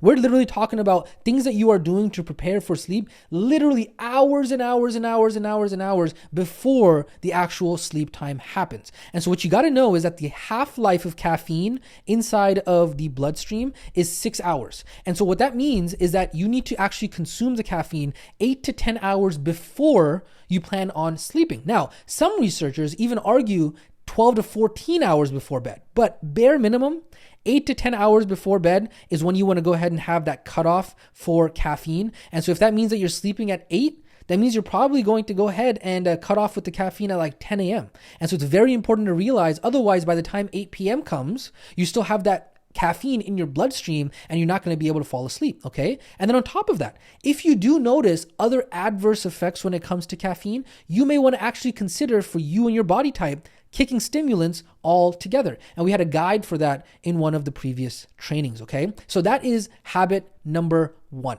Habit number 2 that we are doing in order to prepare for sleep in the daytime, way before we even sleep, is daytime sunlight, okay? Why is this important? Because approximately 1/5 of Americans currently have depression, 3/4 of Americans are currently dealing with sleep disorders. Most our people are working 8 hours a day, 40 hours a week without any source of natural light. And so are these two things a coincidence? Because do you remember the circadian rhythm and the routine and the body and nature and all that kind of stuff? Well, if you're sitting inside all day long, how in the heck is your body going to know what time it is? Your body doesn't actually read the clock. It has no idea how to read the clock, okay? And so the way the body regulates its internal clock is through sunlight. And so as a result, you're going to have to go outside and get natural sunlight so that way your body can actually align itself with the actual time. And so this is why it's important to get at least 20 minutes a day of sunlight outside. And then when that light from the sun enters your eyes, what it's doing is it's triggering the release of specific chemicals and hormones like melatonin and others, either decreasing or increasing melatonin production, that are vital to healthy sleep, mood, and aging. And so this is the second thing that we are doing in order to prepare for sleep many hours in the future, right? We're talking about being able to walk like in the morning and in the afternoon and getting your 20 minutes of sunlight. That has impacts to your sleep later on in the evening. And remember, this is not some theoretical list that I'm talking about. All of these things are things that I have tested myself and 100,000% absolutely work. And so this is why you are learning about it, so that way you can actually learn how to prepare for sleep during the daytime and be set up for sleep properly, okay? Let's look at habit number 3. Habit number 3 is earning your sleep, aka moving your body in the day. Why is this important? Because a big piece of how we actually get quality sleep is when we are tired. But here's the thing, in our modern day lifestyle, we don't actually tax our body in a meaningful way, right? We use our minds a lot, but not necessarily our bodies. And so when it comes time for us to sleep, a lot of people are like, yo, I'm just not tired. even though I've been awake for like 15, 16, 17 hours, I'm just not tired. And the reason is because they haven't earned that sleep. And so earning your sleep means doing things that are physically taxing, that are going to allow your body to get tired, so that way when sleep comes, you can actually get very restful sleep. And so personally, I have found that when I don't push myself enough physically or get my steps in and that kind of stuff throughout the day, my sleep quality is not good. And honestly, even with my weighted blanket, my deep sleep percentage is pretty low when I don't actually tax my body and I don't actually earn that sleep. The fourth sleep prep habit that we are going to be practicing during the day is keeping track of our nap timing. Okay, so napping is okay, but not when it's done in the afternoon after like 2 p.m. or for more than 30 minutes, because what it's going to do is going to decrease the sleep amount and the quality that we get at night. And so if you're not able to nap before 2 p.m. or for less than 30 minutes, then it is best not to nap at all. And we're going to actually talk about some strategies and tips on how to actually nap in a way that doesn't disrupt your sleep for the nighttime. And so we're going to get to that. But that is the fourth thing that we need to actually take a look at during the day. Many hours that we are planning and preparing for the sleep that's going to come later on in the night. Okay. And then habit number 5 on here that we are prepping for during the day, many hours before we sleep, is plan tomorrow today. And so planning tomorrow today is one of the biggest habits that has shifted my life and the lives of many of the most successful people I know. And I have a whole system where I, fill out my planner and I know the 3 things I got to focus on the next day and all that kind of stuff. But here's the thing. I used to do it right before I went to bed. Like I used to do it like an hour before bed, 2 hours before bed, 3 hours before bed. But what I found was that would actually stimulate my brain too much, and I would end up getting excited or stressed for the next day when that was very close to the time that I was going to sleep. And so instead, what I do now is many hours, I'm talking about like 5 or 6 hours before I actually go to sleep. Let's say I'm going to go to sleep at like 9. When my day ends at like 5 p.m., what I will do is I will go ahead and take 10 minutes to plan out the next day ahead of time, so that way I don't have to worry about it when I get closer to my sleep time, right before I spend time with my family. And so that is another thing that we are doing. Again, remember, these are habits that we are doing way in advance in order to prep during the day for the sleep that is going to come later on in the evening. So that is habit number 5. Habit number 6 out of the 16 that we are going to now talk about. Now, this is where we actually go ahead and we are moving now into the time of day that is 3 to 4 hours before we are actually going to sleep. Okay. And so we got 16, 5 of them that we discussed right now. All of those are going to happen during the day. And now we got another 2 that we go ahead and examine 3 to 4 hours before our intended sleep time. And those 2 habits that you want to look at, 3 to 4 habits before you actually sleep, is movement timing. Okay. And so you want to make sure that you are working out or moving earlier in the day if you find that certain activities increase your alertness or cause you to feel less sleepy. And so you want to make sure that you get those taken care of 3 to 4 hours before you sleep. Okay. And then number 7 is medication and drugs. Okay. So medications, you want to make sure that any sort of medication that is going to interfere with sleep, you go ahead and get it taken care of 3 to 4 hours before you sleep. Okay. So you want to make sure that you avoid any medications that are going to interfere with your sleep if possible. You also want to make sure that you're avoiding, let's say, like sedatives, things that disrupt with sleep patterns, antihistamines, cold meds, steroids, headache medications that contain caffeine, all of that kind of stuff. You want to try and make sure that you are looking and keeping an eye out for those things that you know are going to disrupt your sleep. Now, if you know it's not going to disrupt your sleep, then it's okay. It's not a big deal. You can take it later on in the evening. But if you know it is going to disrupt your sleep, you want to make sure you get it into your system 3 to 4 hours before you sleep, so that way it's out of your system by the time you want to actually sleep. The second piece of whole medication and drugs is alcohol. Yes, alcohol is classified as a drug. No matter what some people will say, it is actually classified as a nervous system depressant, okay? And so if you can knock out alcohol altogether, like don't drink it at all, it's probably going to be one of the best things that you do for your health, your wellness, and your income. However, at a bare minimum, you should be avoiding alcohol within 4 hours of going to bed. Again, preferably at all if and when possible, okay? And so although alcohol might help you go to sleep, because it's a depressant, the quality of the sleep that you're going to get is going to be impaired. And so you want to make sure that you are taking care of any alcohol stuff, any medication stuff, and any movement stuff 3 to 4 hours before you sleep. All right, so next up, what we are now going to go ahead and move is, as we get closer to the sleep time, what we are going to go ahead and talk about next is what are the things that we're going to go ahead and pay attention to 2 to 3 hours before we sleep, okay? And so now, as we are getting closer and closer to the sleep time, right? We first talked about things that we're doing in the daytime to prepare for sleep. Then we talked about 3 to 4 hours. Now we're getting about 2 to 3 hours before we sleep. The preparations become even more critical the closer we get to sleep. And so the very first habit within the 2 to 3 hours range, remember there's 16 altogether, this is 8, number 8 right here, is food. And this is major because when you eat too close to bedtime, your body is trying to digest rather than being able to get into deep sleep and recover. And there are 3 things that you want to consider when it comes to food 2 to 3 hours before you sleep. It's going to be timing, macronutrient type, and quantity. So timing, you want to aim to have your last meal 2 to 3 hours before your intended sleep time. Obviously, this goes along with the nutrition timing and planning. We talked about how being able to eat at the same times, all that kind of stuff helps, right? Being able to help with digestion, less variety, all that kind of stuff. This is a pro tip for you. Setting an alarm so that way you know what time you need to stop eating for is very helpful. Okay, we'll talk more about that here in the activity later on. Okay, second piece on here is macronutrient type. Depending on how many hours before bed that you are eating, you want to make sure that you don't spike your insulin too close to bedtime. Okay, and so if you're 3 to 4 hours before bed, you can have some more simple carbs, but if you messed up and you're like, okay, hey, I'm going to sleep in like an hour or two, then you probably want to stick more to like proteins and fats, okay? And then finally, quantity. Again, depending on how far you are from bedtime, if you are closer to bedtime, obviously less quantity of food is going to allow you to get better quality sleep. And then the more hours that you have before sleep, so let's say you're like 3 or 4 hours, but you're having your last meal, then you can obviously eat more food because you have more time before you actually need to sleep. That is the 8th habit, which is food.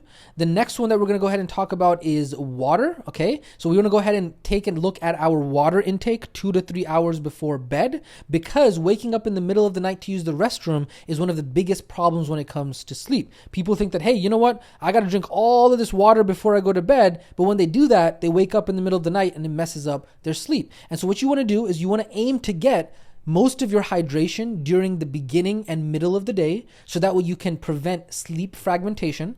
And you want to stop drinking liquids 3 hours before bed, right? This is why water is in this section of the 16 habits, because 2 to 3 hours before bed is when we are starting to pay attention to our water intake. Again, pro tip, setting an alarm for this on your phone, extremely helpful. Just set it as a repeating alarm. And again, we're going to talk more about this in the activity, but I'm just planting those seeds for you right now, okay? The other thing, for some people, some women, mothers in particular, they will wake up to use the restroom regardless, okay? So if you're going to be waking up to use the restroom regardless, we're going to be discussing how to fall back asleep later on inside of this training. So don't worry, even if you're like, yo, Coach Yasin, even I monitor the water intake, I still wake up. Don't worry, I got your back. We're going to talk about that here in a little bit, okay? Habit number 10, light bulbs, and specifically color temperature and brightness. So 2 to 3 hours before bed, you want to start paying attention to the light bulbs that are going off inside of your home, especially as the sun starts to set, because this is massively major. The impact of light on your sleep and mood cannot be understated. 2 to 3 hours before sleep, you want to start adjusting the color temperature of the light bulbs and the brightness of as many lights in your home as possible. Now you might ask, what the heck is color temperature? What the heck is brightness? Well, color temperature is like whether it's yellow, whether it's white, all that kind of stuff. And so sunlight has a color temperature of 55 Kelvin. And many people inside of their home have these white lights. And so when the sun goes down, they have all these white lights they're staring at and these like tube lights and stuff like that. And they don't realize that they can't fall asleep because all of a sudden these white lights have thrown their nervous system out of whack. And so that's why it's very important to realize the color temperature matters so much once the sun starts to set and 2 to 3 hours before you are going to go to bed. The second point that matters when it comes to light bulbs, as the sun is setting in 2 to 3 hours before bed, is the brightness. So similar to color temperature, brightness of lights simulates sunlight, right? Because the sun is very bright. And what it does is it puts our body into a different rhythm. And so what we want to do is we want to avoid bright lights, especially bright overhead lights between like 7 p.m. and 4 a.m. Okay. And so viewing bright lights of all colors, regardless of if it's like a different color temperature or not, it's going to be a problem for your circadian rhythm. And so you need to make sure that you are keeping into account both of these things, the color temperature and the brightness. They're two separate and different things. How do you actually do this? We are going to be talking about that in the activity, but there are something called Philips Hue lights or Whiz lights that you can get from Home Depot. They're Home Depot exclusive, and they are absolute game changers. I started using this probably like 10 years ago, give or take, right? 7 to 10 years ago. And I literally just like fitted my entire home with these smart lights. And these lights, what they do is you control them with your phone, and they're like 16 million color combination differences, okay? And so my lights in my home are actually on a timer. So they actually turn a red tint at a certain time, so that way I don't even have to think about this. It's automatically set at a certain brightness, because with these smart lights, you can actually mess with the brightness and the color temperature. And so I actually have it on a timer where it'll actually go ahead and change the brightness and the color temperature at a specific time. Okay. Now, Philips Hue lights are a little bit more costly. I have gone ahead and linked them there. What I did was I actually bought for my office Philips Hue lights, so they were a little bit more costly. But then these Whiz lights, man, they're so cost effective. I mean, they're like $10 a bulb or something even cheaper than that. And they're only available at Home Depot. I've gone ahead and included a link. I literally went and like bought a whole bunch. Like I spent like $100-$200 on these lights, and they last forever. They literally last like years and years. I think I've had my Philips Hue lights probably for like 7-8 years now, and they absolutely last forever, and they're absolutely worth the investment. And so here's a simple rule to follow. Okay, at night when the sun sets and 2 to 3 hours before bed, you want to only use as much artificial light as necessary for you to be able to move about safely at night, but you ultimately want to really dim those lights. Artificial lighting is one of the biggest reasons why so many people struggle to fall asleep. They don't realize it, but this is one of the big things because of how much times have changed. There was no such thing as artificial light 100, 200 years ago, right? And so our bodies are not built to have artificial light once the sun actually sets. And so I'm telling you, do not disregard this. This is a major one, and we're going to talk more about being able to implement this for yourself in the activity for this training. Okay. Now, next up we have is habit number 11, and that is going to be the last habit for this section, which is 2 to 3 hours before we go to sleep, and that is going to be blue light. Oh boy, how do we even get started on this, right? It's so important. What is it? So blue light, if you look at how your screen works, right? Your computer screen, your phone screen, and all that kind of stuff, it's literally like a flashlight. Okay, so imagine looking directly into a flashlight for a bunch of hours and then trying to sleep after that. It really wouldn't be possible, right? And then there's a specific color temperature, right? We talked about color temperature above. There's a specific color temperature that electronic screens emit, and that color temperature is what is called blue light. And this blue light, what it does is it actually stops your body from producing melatonin. And melatonin is actually the hormone and the chemical in your body that allows you to get sleepy. And so what happens is that when that blue light enters your eyes, it prevents you from being able to actually fall asleep. And then even if you are able to sleep, because you're so tired, you don't actually get very good sleep at all in your sleep stages. And so this is why it's so important to avoid blue light. On top of that, there's a lot of research that has come out recently that blue light actually corrodes the retina. And so over time, it absolutely destroys your vision as well. Okay, so how do we actually avoid blue light 2 to 3 hours before we go to bed? Well, 2 hours before you go to bed, what you got to do is you got to start changing the color temperature of all of the screens that you might be using later on in the evening. And how do you do that? Well, phones nowadays, it's really awesome because they have something called night shift mode.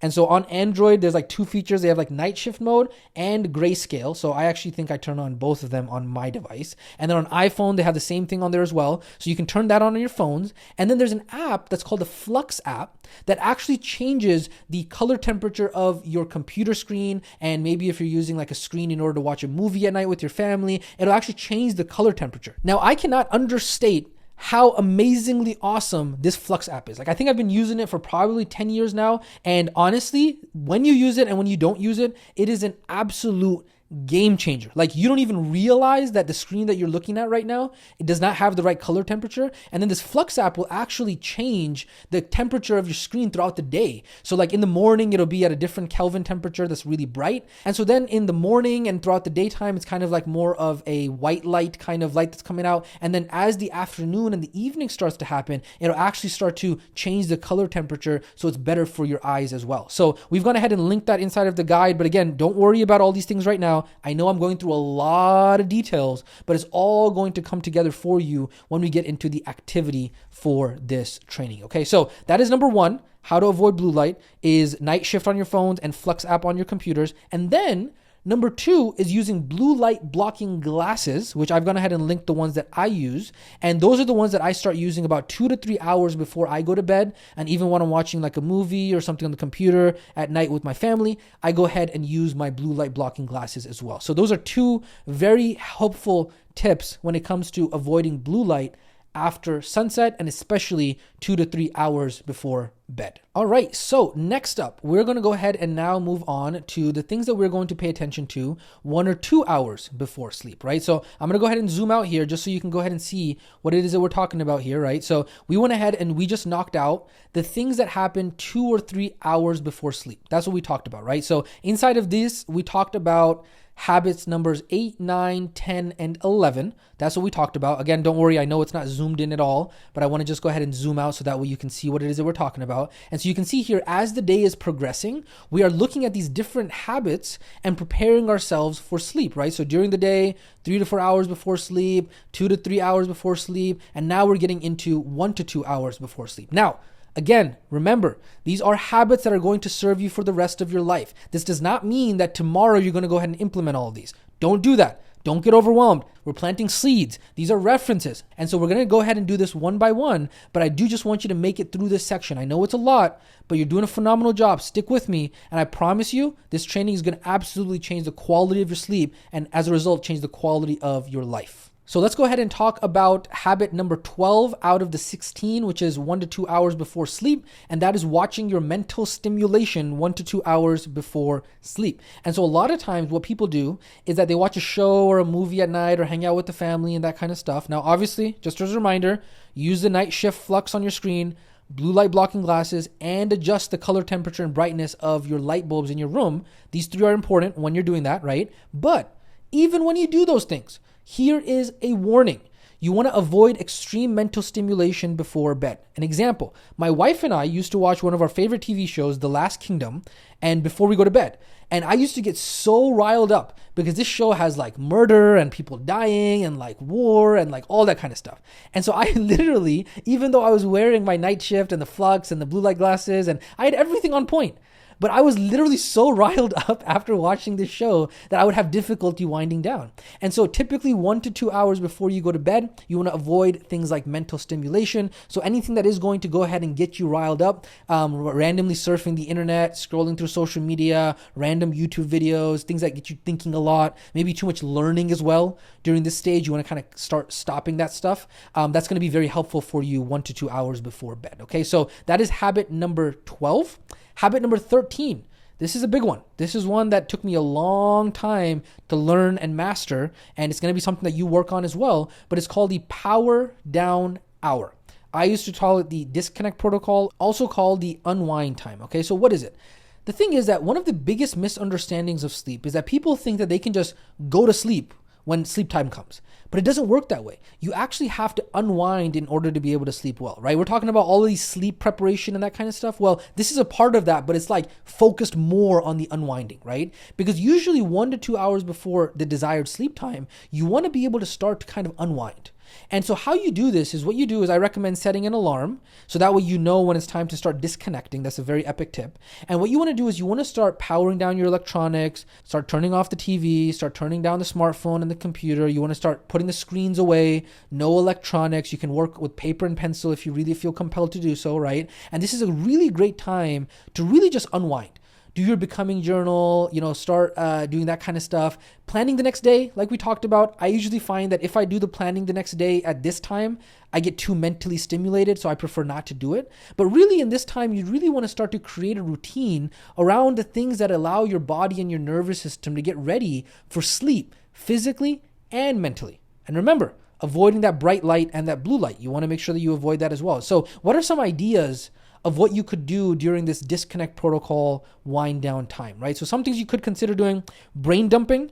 This is one of the things that helps with the monkey mind, just really jotting down everything that's in your mind, right? Writing all that stuff down, journaling. The becoming journal, really starting to prime your brain on the life that you want to have and who you are becoming. Phenomenal thing that you can do during this time as well. Meditation, hot shower or bath. You can kind of add some salt to that and that kind of stuff. Getting a massage, stretch, having some good sex during this power down hour. All that kind of stuff is very helpful and helps facilitate and serves you for sleep rather than riling you up so that way you're not able to sleep. So those are the two habits that we are focusing on, 1 to 2 hours before sleep. And then finally, right before we actually go to sleep, this is really the last piece of the habits that we have of the 16, is number 14 on here. Right before you go into bed, you want to go ahead and use the restroom. So that way you can make sure that you are not waking up in the middle of the night as much as possible. Okay, it's still possible you're going to wake up, but hey, you're just doing your best effort to use the restroom before you go to bed. And then habit number 15, you want to activate other tools that might be important for you. So getting into the clothes that are going to work best for you. Breathing tools. I've been using these nose strips that are very helpful. I've gone ahead and linked the Amazon link there. Don't worry, we'll get to it in the activity, just letting you know that it is there. But breathing tools, air quality tools, that's when you want to go ahead and turn those on. Things like humidifiers for dry months and climates. Environment tools, all those things that we talked about when it came to the sleep environment, the temperature, the eye mask, pulling the blackout curtains, all of that kind of stuff. Activating that stuff here in habit number 15 right before we sleep. And then also supplement tools. So there are different supplements that you can take to facilitate sleep quality. I'm not going to go into those right now. There's quite a few that I have tested that work very well, but the details for that aren't really necessary right now. But I just want you to know that habit number 15 is where we are activating those tools right before we go to bed. And then finally, the last habit is right before we go to bed. We want to set the intention, not the alarm, okay? Now, this is a very scary concept for most people, but like we talked about, not setting an alarm is very important for your sleep quality. And it really wasn't for me until like last year that I really was able to get away from the alarm clock completely. Like for 99% of my entire life, I always used an alarm clock. But here's the truth, like we talked about, alarm clocks do more harm than they do good. Now, obviously there are exceptions, right? You got a flight to catch, you got a meeting, but for 90% of the time, you got to allow your body to get as many hours of sleep that it needs in order to rest. And the key to do this is you set an intention of what time you want to wake up. So literally right before you start the process of going to sleep, what you're going to do is you're going to go ahead and remind yourself. You're going to say, hey, yo, Yasin, you don't got no alarm clock set up. And so guess what? It's going to be up to you to wake up at 5:30 in the morning, because if you don't wake up at 5:30 in the morning and you got no alarm set up, you're probably going to wake up at like 10 a.m. Is that really going to happen if you're going to sleep at like 8 p.m.? Of course not. It's never happened to me. But it sets the intention in your brain that like, oh snap, it's up to me to be able to wake up. There's no alarm. And then all of a sudden, surprise, surprise, it actually works. Okay. Now, as a note, there is an adjustment period for a few weeks, okay? So don't just expect like, hey, I set an intention and I wasn't able to wake up. It's going to take time.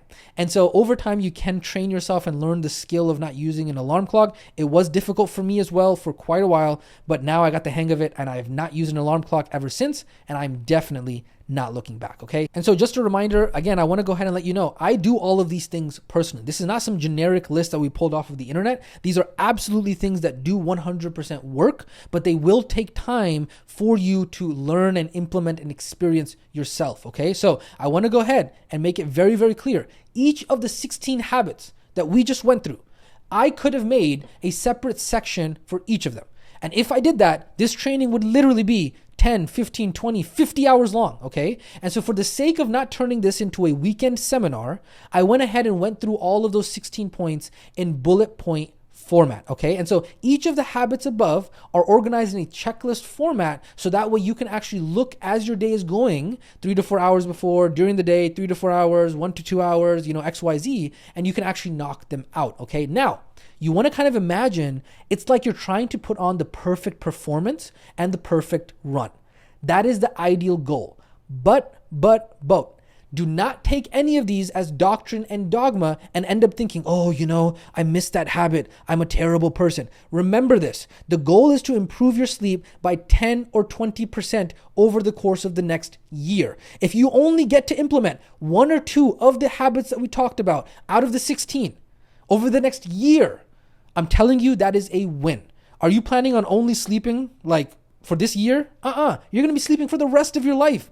Hopefully decades. And so even if you just implement 1 or 2 out of the 16, and it takes you 8 years to be able to implement all 16 of them, guess what? It's still going to be better than anything else you would have done, okay? And so do not try to apply all of those 16 all at once. You want to build up to it. If you're not doing any of them, then you can take 1 or 2 of them and put them to use, okay? And then once those 1 or 2 are a habit, then you can build and add another 1 or 2. Because remember, I want to remind you of this again, okay? Skill equals knowledge times reps. And so yes, you are getting all of the knowledge. That's it. Boom. That was all the knowledge. That's what you got to know. But then it's the reps part, right? You actually have to do something about it, right? Nothing is going to happen for you unless you actually do something. And so you want to take it step by step. Again, do not get overwhelmed. I'm telling you right now, I don't know how many times more I can say it. Do not get overwhelmed. We're going to do this together, step by step. And this sleep training is going to serve you for the rest of your life. And that's why we went ahead and compiled and put it together in this way, very strategically. And so you see, I was not joking.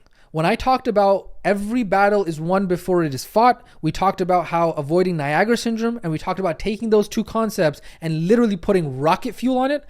I was not joking. Do you see now why I said that sleep planning was the big daddy? Do you see why the battle of sleep is really won in the preparation? Have your eyes yet been open to the importance of sleep planning and sleep preparation?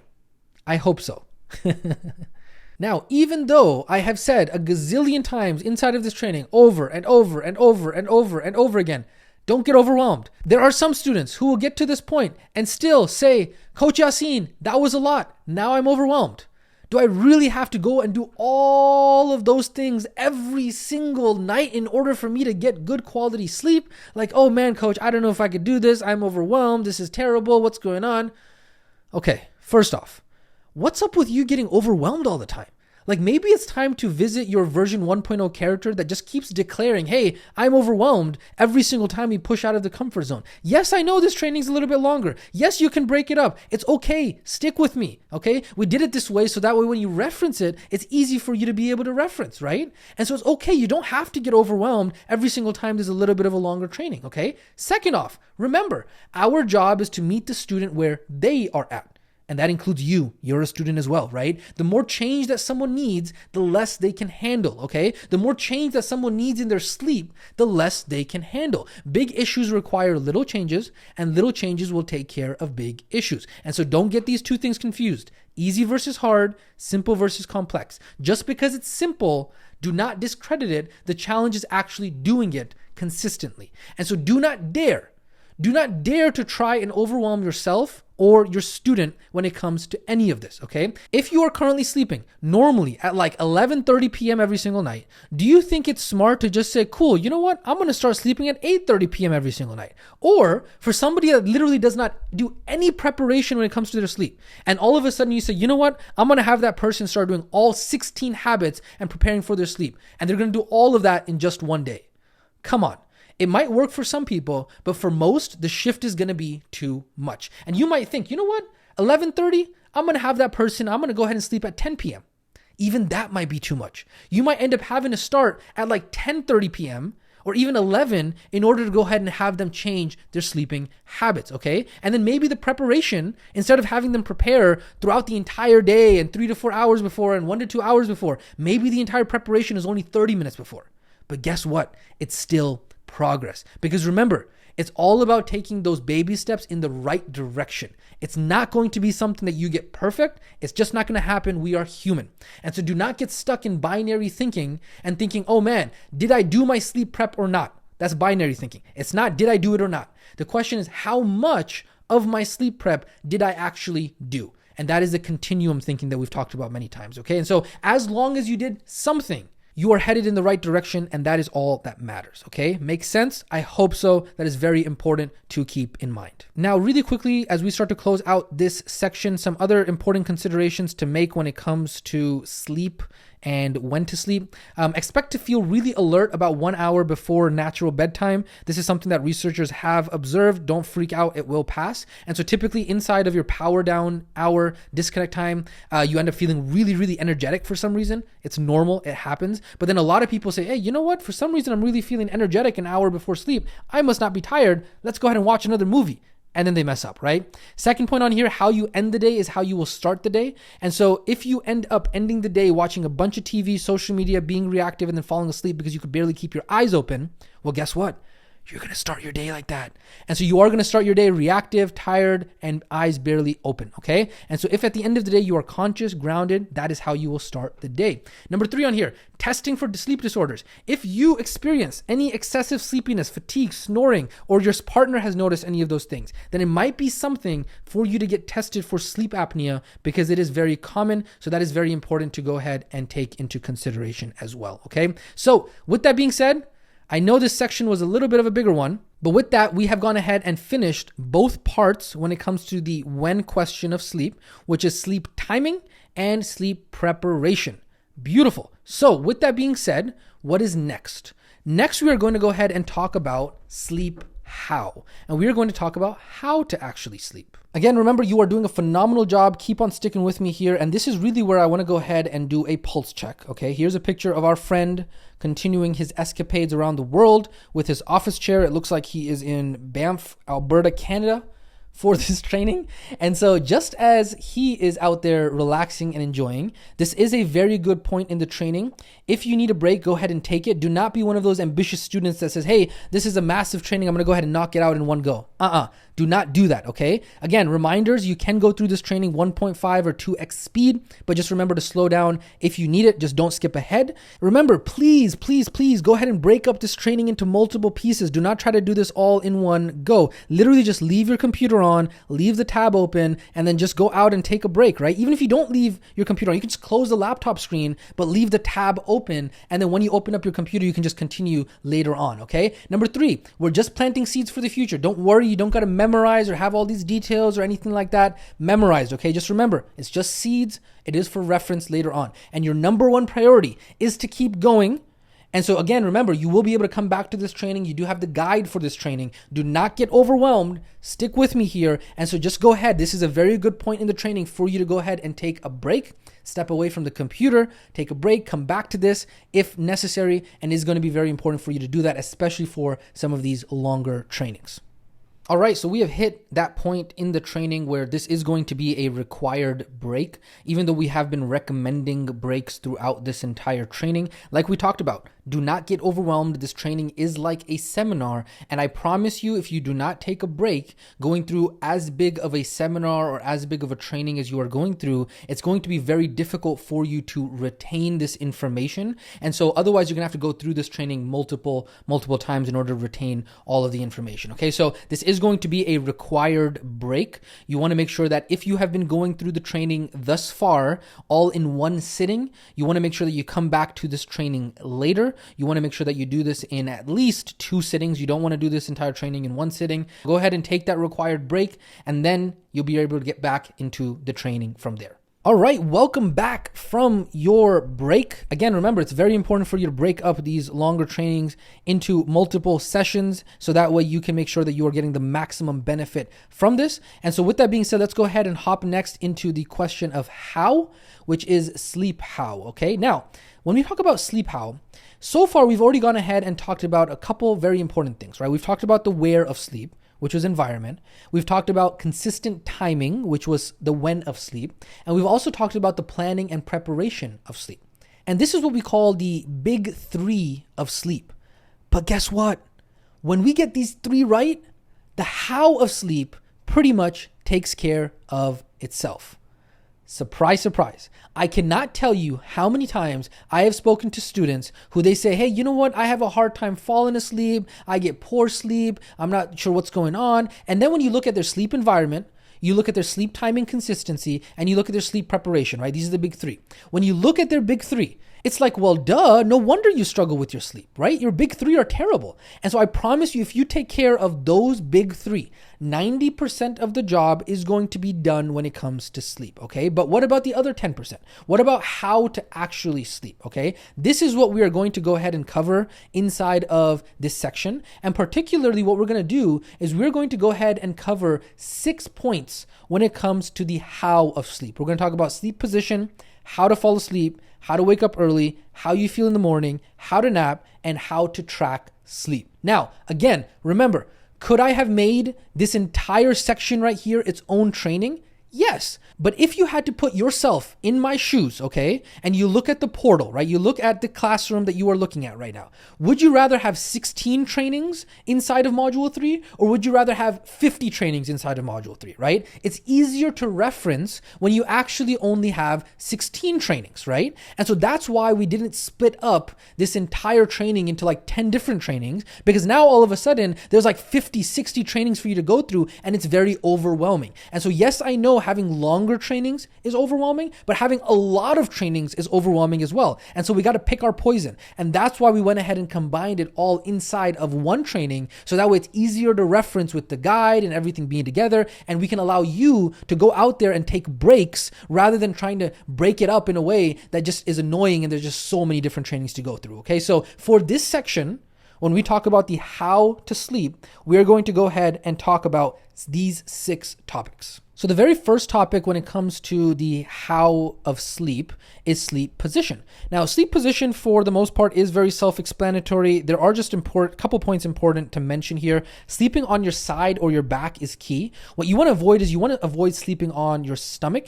That is a big no-no. There's a lot of science that is clear on this, is that sleeping on your stomach is not a good idea. What's important here is that you want to make sure you have proper pillow support regardless of what sleeping position you have. So for me, after experimenting, I found that because I have broad shoulders, I actually have to have a pillow that keeps my shoulders supported. Otherwise, I end up constricting my airflow and breathing, which makes me have poor sleep. Okay, so you got to experiment to find the best sleep position for you, and you got to stick with it, because especially with habits around sleep position, sometimes they take a lot of time, like a lot of weeks, in order to get used to changing those habits, and they're annoying to change in the beginning. But if you find that you're sleeping on your stomach, or there's some poor sleep posture habits that you have, it's very important for you to go ahead and change them. And so that is the first how question when it comes to sleep. So we went ahead and knocked out sleep position. You're doing phenomenal. We got 5 more. We're going to go ahead and hop right into the second topic of how to sleep, which is how to fall asleep. All right. Now, most people claim to struggle with insomnia or difficulty falling asleep and all that kind of stuff, when in reality, the truth is that they just don't have any foundation when it comes to sleep. And so, of course, you're going to have difficulty falling asleep when you have no sleep environment set up, you have no sleep timing consistency, and you have no sleep preparation. And so if you expect to just plop your head on the bed after staring into a flashlight, aka your phone, for a bunch of hours, and then you're like, oh, you know what? I'm not able to sleep.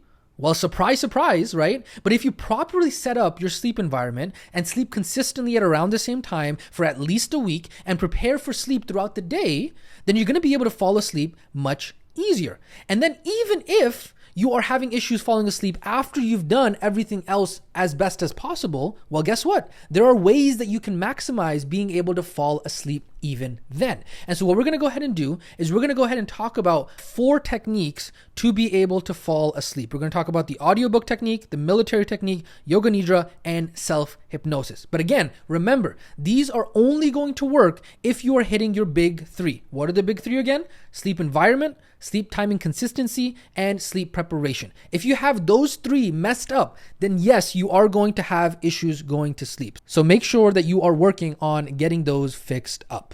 So let's go ahead and talk about the first technique to be able to fall asleep. And this is what is called the audiobook technique. And so even if you do a brain dump in your power down disconnect hour, right? An hour or 2 before you go to sleep, some days your mind is still racing with thoughts from the day, right? Especially if you're somebody that typically has like an overactive mind, like myself, then what can happen is that you can get stuck in monkey mind, is what I call it, right? And monkey mind is basically where your brain won't turn off. It's so revved up with everything that happened in the day. And so sometimes that can actually mess with your sleep prep. And sometimes it can also happen if you actually messed up your sleep prep. But guess what? It's okay. It happens. And so what's a quick and easy way to get your brain out of monkey mind mode so that way you don't have as many thoughts? The answer is getting lost in a good story. But what if you don't want to use your eyes in order to watch a movie because of all of that blue light? Remember we talked about the blue light, right? So what do you do instead?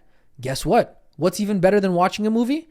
Having a movie in your head, baby, aka an audiobook. But we're not talking about some nonfiction book for the purposes of learning. That's not what we're talking about. We're talking about a really good novel, like a really good story, like a fiction story, right? Something about a novel, a story, shifts our brain out of problem-solving mode and into a more passive story mode, okay? I personally use the Audible app, and I set a timer. It has a sleep timer feature on the app, and I set it to 10 minutes. And then by the end of those 10 minutes, I'm literally lost in that fiction world that the book is about, and my mind has successfully shifted out of problem-solving mode, and it's easier for me to then be able to use some of the other techniques to be able to fall asleep immediately, okay? And so this has been a very powerful strategy that I use personally every single night. Right now, I am currently listening to Dune, the audiobook Dune. It got turned into a movie. I liked the movie. It was okay, but the audiobook is phenomenal, and so that's actually what I'm listening to every single night. And the cool thing is that 10 minutes, 15 minutes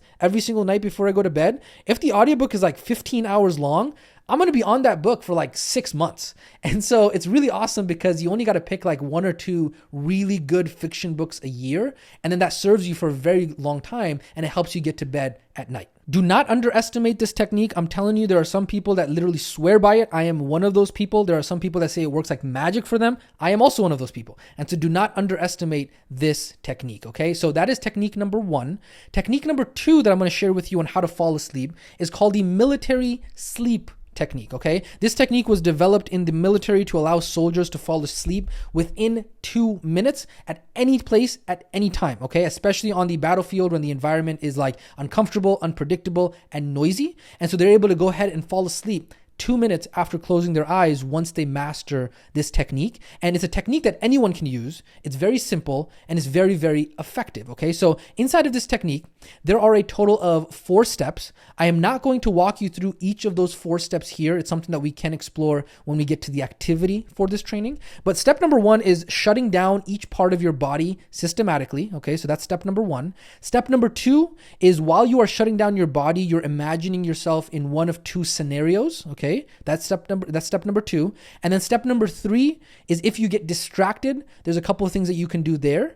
And then step number 4 is that if you still have issues, what you can do there is like counting your breaths and that kind of stuff. Okay, so again, I'm not going to go ahead and walk you through this activity. You can go ahead and read it through the guide when you go ahead and do your activity, because you're going to be picking one of these techniques and actually practicing it. But I just wanted to go ahead and show you that these steps are available for that technique inside of the guide. Now, a couple points on this technique. Once you actually relax both your mind and body using the technique, you should be able to fall asleep.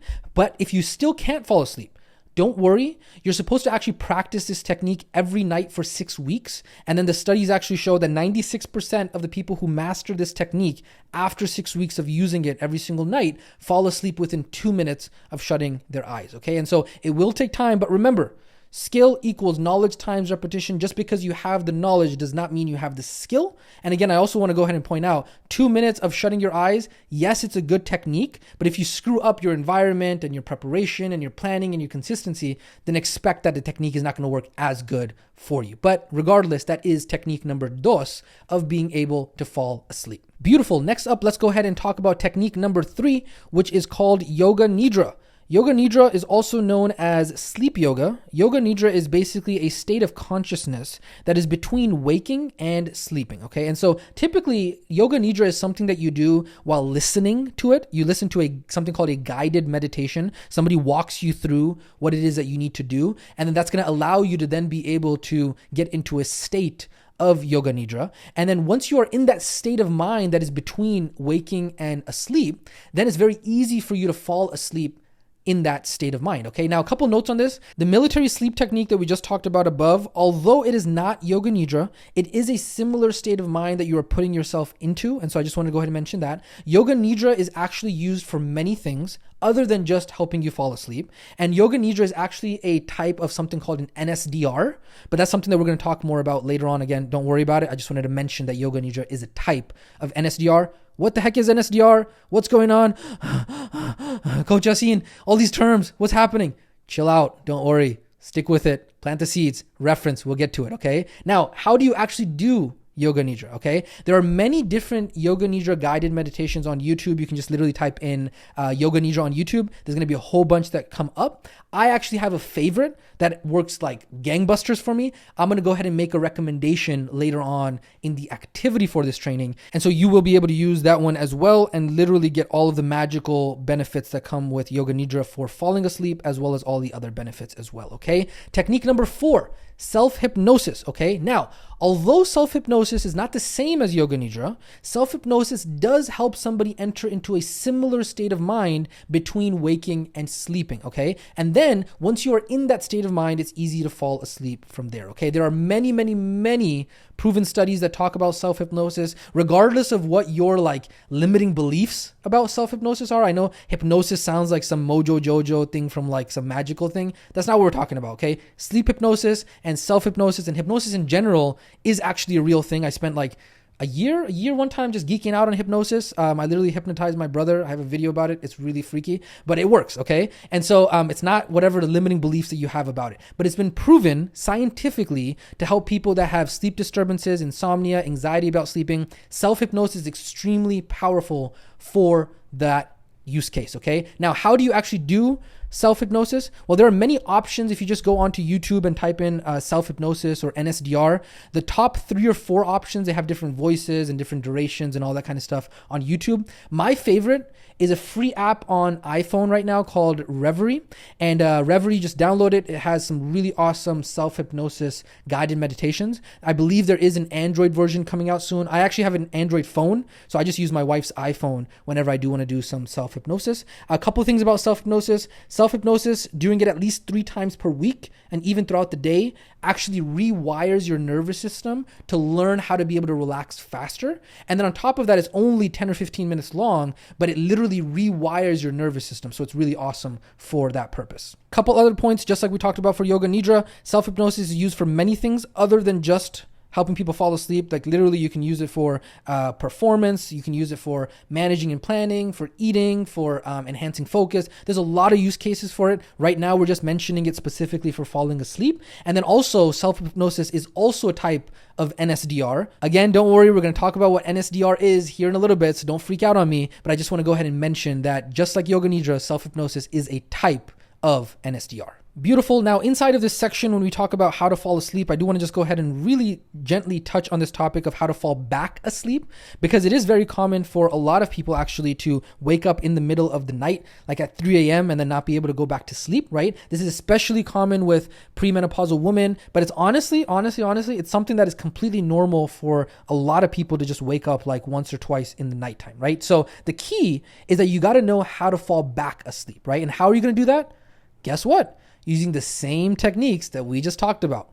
Beautiful, right? Isn't it awesome when everything works together nicely like that, right? So audiobook technique, military technique, Yoga Nidra, and self-hypnosis will work wonders for you like magic to help you go back to sleep. Couple points on this. You are going to want to make sure that if you are using these 4 techniques in order to be able to go back to sleep at night, that you do tweak them a little bit. Tweak them meaning that if you're going to be using your phone to listen to an audiobook or use YouTube to be able to get a Yoga Nidra or whatever, you want to make sure that you have your phone's brightness all the way down. Make sure that your volume is turned all the way down as well. So that way you actually have to kind of like focus in order to hear it. So that way as you doze off, it's not like the volume is really loud and it's going to wake you up later on as well. Okay.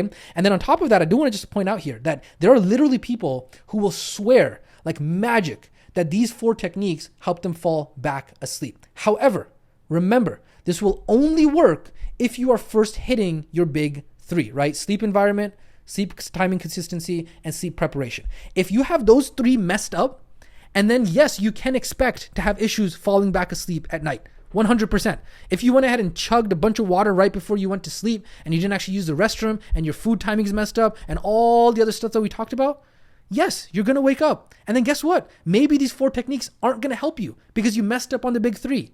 Okay? These techniques are only going to help you like magic if you are first making sure that you get the big three taken care of, okay? And so it's very important that you do work on fixing those as well. All right, beautiful. Let's go ahead and move on next to the next topic inside of the how of sleep. And so we've gone ahead and now covered sleep position. We've gone now ahead and talked about how to fall asleep and how to fall back asleep. Next, we're going to go ahead and talk about how to wake up early. Let's go ahead and dive right into it. So here's the thing.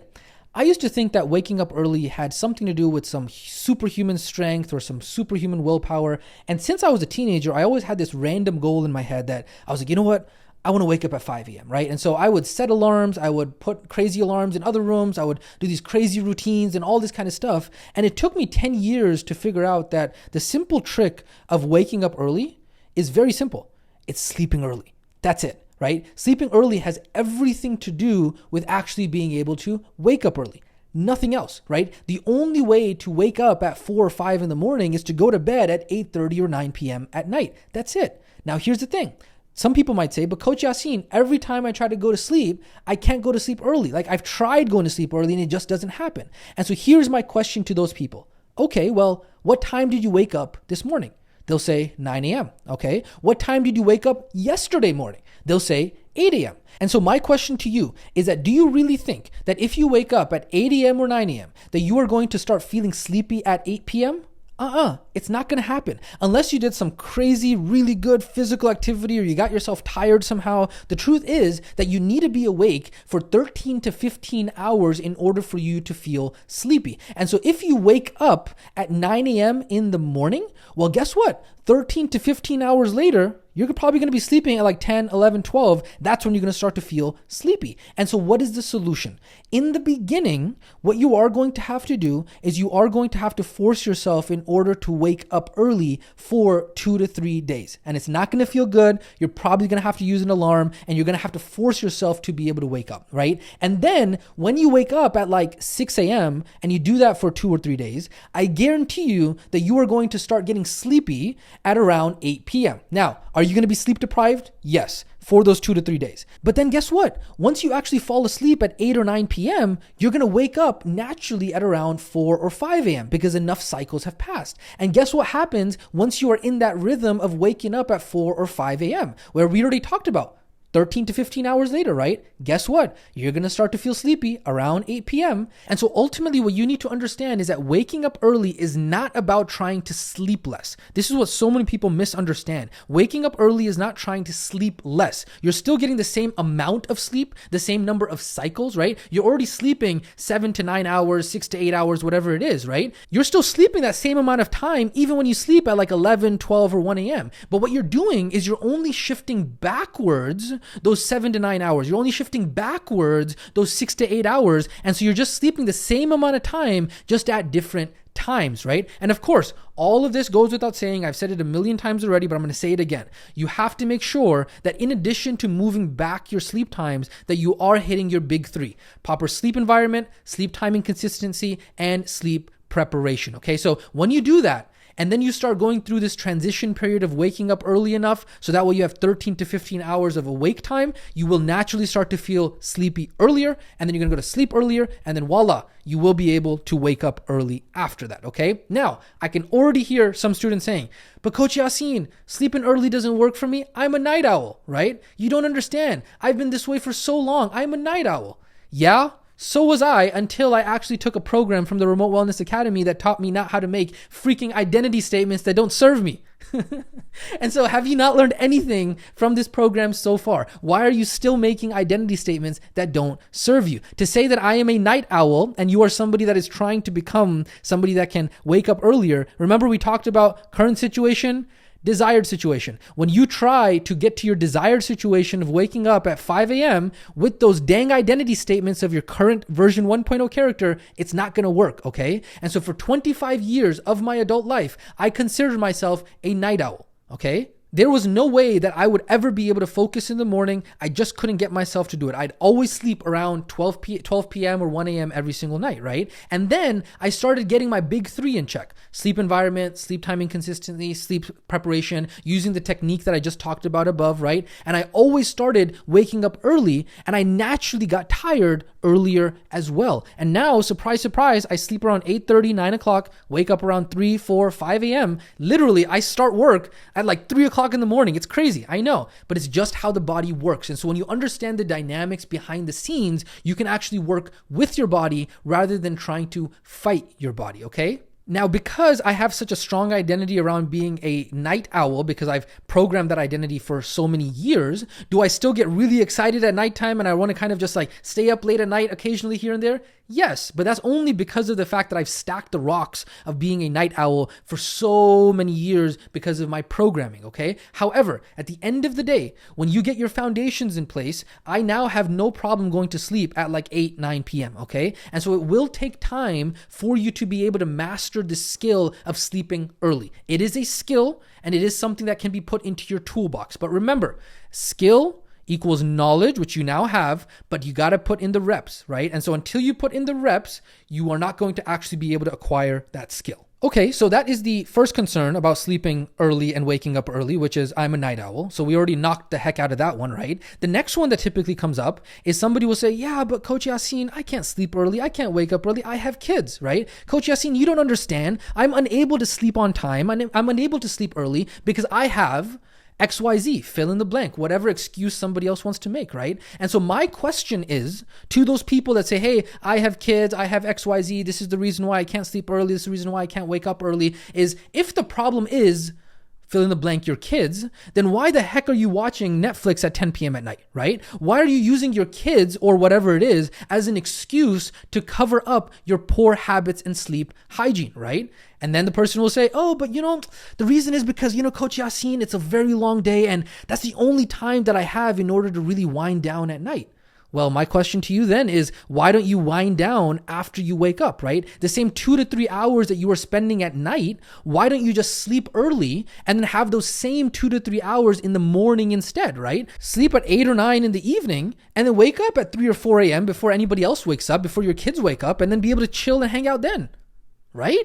Exactly. And so many people have this lame excuse to be able to hide behind their poor sleep hygiene. And then you realize that they're actually just watching social media at night and getting all of that blue light and then struggling with their sleep. Okay. Now, exceptions. Does that mean that what I just said applies to every single student? Of course not. There are those people that actually have newborn kids and newborn babies and all this kind of stuff. And in the middle of the night, they have difficulty. That's understandable, right? However, the point that I am making is that you want to make sure that you are able to take care of the things that are in your control. Don't use these other things as a crutch and as an excuse when in reality, you're not even handling the things that are in your control and you're spending a whole bunch of hours doing things that you don't need to be doing that have poor sleep hygiene, okay? And a real quick note about kids particularly, this is a big one. I'm really passionate about this, okay? Because guess what? You can actually train your kids on everything from this training as well, okay? You can teach them early on in their childhood what it means to have good sleep hygiene. And guess what? You will dramatically transform the trajectory of their entire lives. There is no greater gift that you can give your kids than the gift of learning how to be able to master sleep. Everything that you are learning inside of this training particularly is going to serve not only you, but also your friends and family and your students for the rest of their lives. And so I'm telling you, you can train your kids on all of this as well. And here's the thing. They only replicate what they see from you. And so if you are training your children to have poor sleep hygiene like you currently might have, then guess what? They are also going to wake up multiple times in the night because they also have terrible sleep preparation, sleep environment, and also terrible sleep consistency. And then guess what? When they wake up in the middle of the night, just the same way that you do because you have poor sleep hygiene, and then they come and disturb you. And so they have poor sleep hygiene, you have poor sleep hygiene, and it's lose-lose. On the contrary, if you actually train them on everything what it is that you are learning inside of this training, talking about the big three and the planning and the preparation and all of that kind of stuff, and they replicate what it is that they see that you are doing, then guess what? They are going to have better sleep. They are going to wake up less times in the nighttime, and they're going to disturb you a lot less as well. And so even for those people who say, you know what, I do have a legitimate exception, I have a legitimate excuse. Well, my question to those people is like, hey, how many books have you actually read on the fact that newborn babies can be sleep trained? Have you ever thought about that? A lot of people don't know that this stuff actually exists. And so they continuously live the same cycle of their life over and over and over again with these false beliefs that this is the way my life is. And yet I've talked to you so many times that is not the way that life is. There's so many other ways where there's a will, there's a way. And so especially with the exception for kids, where there's a will, there's a way. And so you can absolutely train them in the same way as well. You can make an entire thing in your home that, hey, we are a household that prioritizes sleep because this is how important it is. And that, ladies and gentlemen, is when you have a win-win scenario, okay? And so this is what I wanted to go ahead and mention. You can hear it in my voice. I am extremely passionate about these kinds of things because of the fact that I cannot tell you how many people's lives for generations are destroyed because they don't understand the basics and the foundations of what it is that we are talking about, okay? And so ultimately, when we talk about how to be able to sleep early, we talk about how to wake up early. It is a skill. It is something that you can learn, just like riding a bike, just like tying your shoes. You were not born knowing those things. Not everybody in the modern world, nobody in the modern world actually, is born knowing how to sleep, how to wake up early, all of this kind of stuff. Artificial light and all this habit stuff that we talked about didn't exist 200 years ago. So we're having to learn it for the first time, okay? And so that is the third piece and the third topic for the 6 topics of how to be able to sleep. So we've gone ahead and knocked out how to wake up early. The next one we're going to go ahead and tackle right now is how you feel in the morning. So let's go ahead and talk about that topic now, how you feel in the morning. So after implementing all of the things that we've talked about, some students might come and say, hey, you know, Coach Yasin, I've been listening to all of this. I did the activity for this training. I did all of this stuff for multiple days and multiple weeks in a row. So that way I realized that it's a habit, right? And my life has been completely transformed. This has been phenomenal. However, there are some times where I do wake up in the morning and you know what? I just don't feel good, right? Something must be wrong, right? And so here's something that is very tough for most beginners who have not yet mastered the skill of sleep to understand. How they feel when they first wake up. That's something that's very difficult for people to wrap their head around, okay? Because here's the thing. As long as you are doing all of the things that are needed in your control for your sleep hygiene, right? We talked about the big 3. We talked about how to sleep. We talked about kids and family and all that kind of stuff, right? Guess what? Even when you do your best, you will still sometimes wake up and feel very groggy. And guess what? It's completely normal because how you feel in the morning is not always the best indicator of how you are going to feel 1 or 2 hours later. Okay, this is very important to understand. But then a lot of people, what they do is they use the first 5 minutes when they wake up and they say, man, I'm not feeling the best. So I got to go back to sleep. And then they wake up a couple hours later and they feel even worse because now they messed up their sleep stages and their sleep cycle and all that kind of stuff, right? So remember, what we're about to talk about here only applies if you actually do the work on the big 3 first, right? You slept early, you woke up naturally, and all that kind of stuff. If that's the case, and you did all of the sleep prep properly, then you're good. All you got to do is get ready for the morning. And I'm going to talk to you how you can get ready for the morning here in a second, right? But if you know that you screwed up on your big 3 the night before, then obviously you're going to feel a little bit off. It's normal, right? And not every single night you're going to be able to get your big 3 properly either, right? However, let's say you did your big 3, everything was in your control, but you still woke up and you're like, man, I still feel off. Well, in those cases, what's actually happening is because you actually have too much melatonin in your system. And it's completely normal. Different people have different amounts of melatonin in their bloodstream. Again, melatonin is a hormone and the chemical in the body that regulates sleepiness and that kind of stuff. And so it's normal to sometimes have too much in the bloodstream, okay? So how do we actually set ourselves up for success so that way we can start to detox ourselves from that melatonin in the morning? A couple points on this. I got 4 points for you on here, okay? Number 1, drinking 500 milliliters plus of water right away after waking up. We talked about this when we talked about the water challenge and the water water experiment, right? Number 2, this is a big one. Viewing sunlight by going outside within the first 30 to 60 minutes of waking up. What this does is actually flushes melatonin out of your system because of that natural sunlight, okay? Now, if you do wake up before the sun is out, right? What you can do, and you still want to be awake, what you can do is you can turn on artificial lights. You can really crank up that brightness, really crank up that color temperature. Some of those things that we talked about when we talked about preparing for sleep, you're doing the opposite of that. The opposite of what you do when you're trying to go to sleep. In the morning, if the sun is not out yet, you're cranking up that brightness, you're cranking up that color temperature, especially if you have these smart lights, you can really crank up that color temperature. And then once the sun rises outside, you can go out and get in that sunlight, okay? Number 3 on here, very important. Do not drink caffeine until 1 hour after waking up. Otherwise, there's a lot of studies that prove this. It actually contributes to the rise of cortisol, which is the stress hormone. Okay, so a lot of people just wake up and then they just chug like a glass of coffee. I would recommend not doing that because a lot of studies show that it actually raises your cortisol. So just wait an hour, go out and take a walk if the sun is out, go out and kind of do something else, and then get your coffee and caffeine in after that, okay? If you are taking caffeine as stimulants. And then number 4 on here is don't use your phone or consume any news first thing in the morning. The reason why, you can actually look it up, there's a lot of studies on this, it messes with your receptive brain waves. There's something in your brain waves that it totally messes up. And then on top of that, it really puts you into limbic mode from the very get-go, and then it's very difficult. Once you start the day that way, how you start the day really sets the tone for the rest of the day, okay? So these are 4 very important points for how you feel in the morning and how to maximize how you feel in the morning, okay? Next up, what I want to talk to you about really quickly is what about on those mornings that you wake up and you're not rested and you're like, you know what? I know I messed up on my big 3, or you know what? Maybe you didn't even mess up on your big 3, but you're still for some reason just off, okay? You just know that this is not like a 1 or 2 hour thing. You're like, dude, I know I woke up this morning. This is not going to be like, yo, I will go get some sunlight and I'm going to feel better. Like I'm off, right?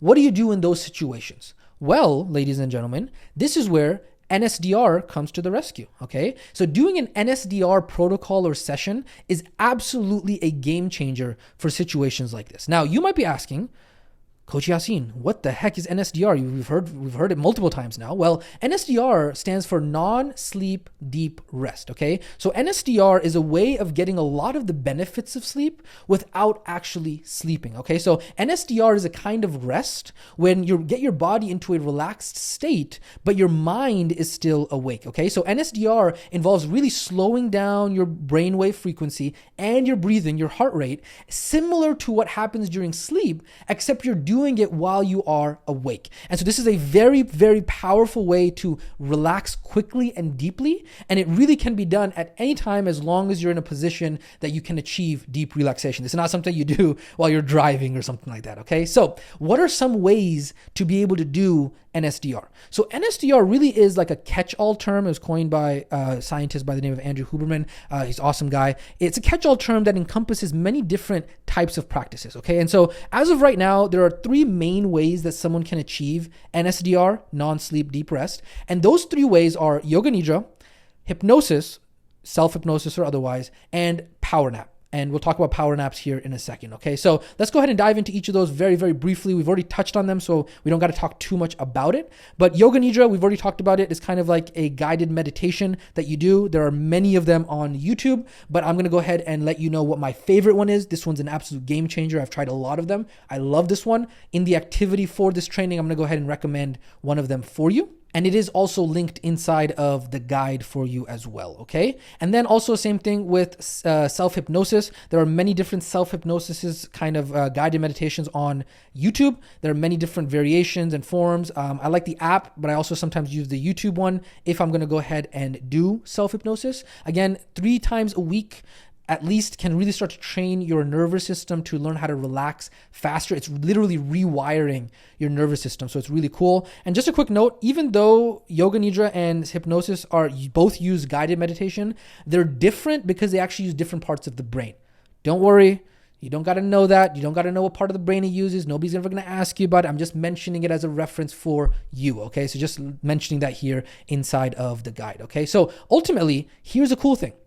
you can use NSDR in the morning when you wake up. And so when you wake up in the morning and you'll do kind of like a status check, you'll say, hey, how am I feeling, right? And you're like, you know what? I can tell this kind of grogginess that I have, it's going to be gone in 1 or 2 hours. Let me go ahead and drink my water, go outside, do all that kind of stuff.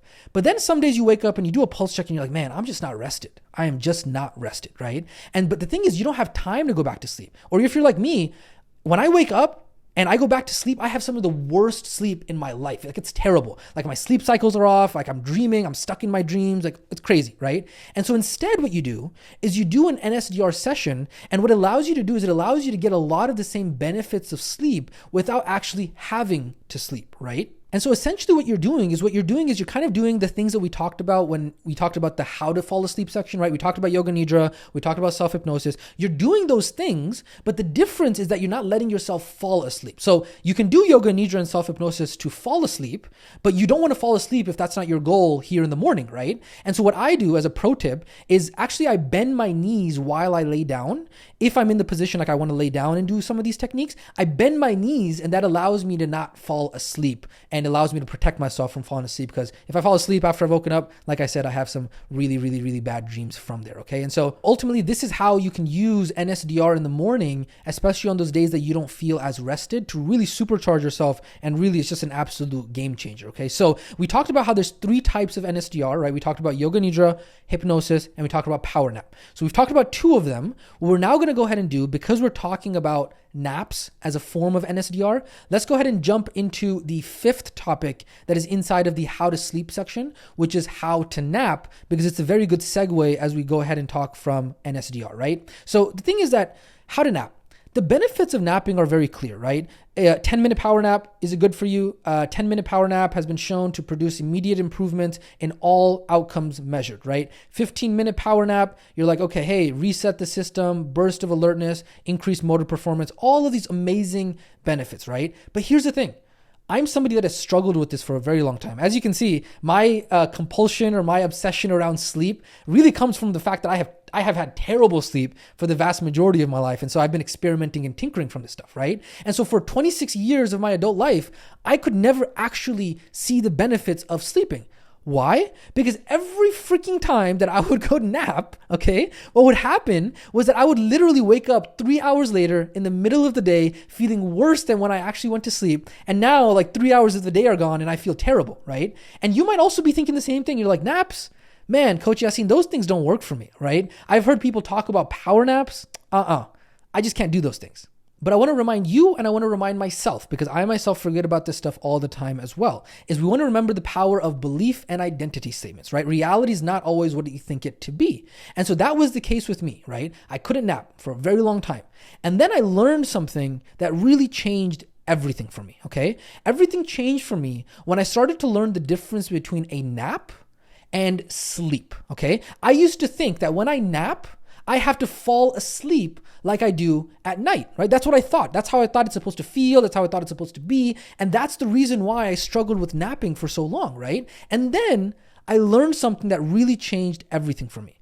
And what I learned was that you get 80% of the benefit of a nap just by sitting in a dark room for 15 minutes with your eyes closed. I'm going to say that again. This is the thing that really changed it for me, and I realized the difference between napping and sleeping. You get 80% of the benefit of a nap by sitting in a dark room for 15 minutes with your eyes closed, okay? This is not anywhere similar to what sleeping is like, okay? And so when you sleep at night, it's different, right? You're trying to get ready to sleep for like a bunch of hours, right? But when you take a nap, it's not like that. It's not sleep. It's deep rest, right? That's why it's one of the NSDRs, non-sleep deep rest, right? And so when I changed my definition of nap from I have to fall asleep like I do at night, and I changed my definition to napping to sit or lay down in complete darkness, blackout curtains or eye mask for 15 minutes and just focus on my breathing. That's what I changed the definition of napping in my head to. That is when everything changed for me, okay? Because when you think about naps differently, you start to realize that, oh, snap, wait a second. I can learn how to be able to nap because it's a skill, just like tying my shoes or riding a bike, just like everything else we're talking about. And so napping is a skill. And so I can learn the skill of napping. Because at the end of the day, when you are napping, what you are actually doing is you're relaxing your body in the way that we learn with NSDR. And the cool thing about it is that you can do it anywhere, right? Here is me taking a quote unquote nap, AKA doing an NSDR protocol at the airport. Yeah, it's a funny picture. Okay, I had my wife snap this of me. Here is my 15-minute timer. There's our passport. I think we were going to Mexico or something near this time. This is my face mask. Okay, so this is in COVID time. And all I did was I just threw the face mask over my eyes for complete darkness. I set a timer for 15 minutes and I just did an NSDR protocol by focusing on my breath and lowering my heart rate and relaxing my body. And guess what? 15 minutes later, I woke up feeling like I had slept for hours. And what I realized when I got to the airport, because we had like an early flight or something that day, was I realized like, man, my heart rate is through the roof. My muscles are tensed. My shoulders are tense. And so all of a sudden, when I started doing this napping protocol, this NSDR protocol, literally you can do it anywhere, right? And so see, you can protect yourself from COVID and get some good napping in at the same time, okay? And so I just wanted to go ahead and put this in here just to prove to you like, hey, it is possible. You can nap. It doesn't necessarily have to fit the society's definition of napping. And then a lot of times, even if I'm not doing it while seated, I'll just lay down, I'll put my head on the desk, I'll do something like that. And I'm telling you,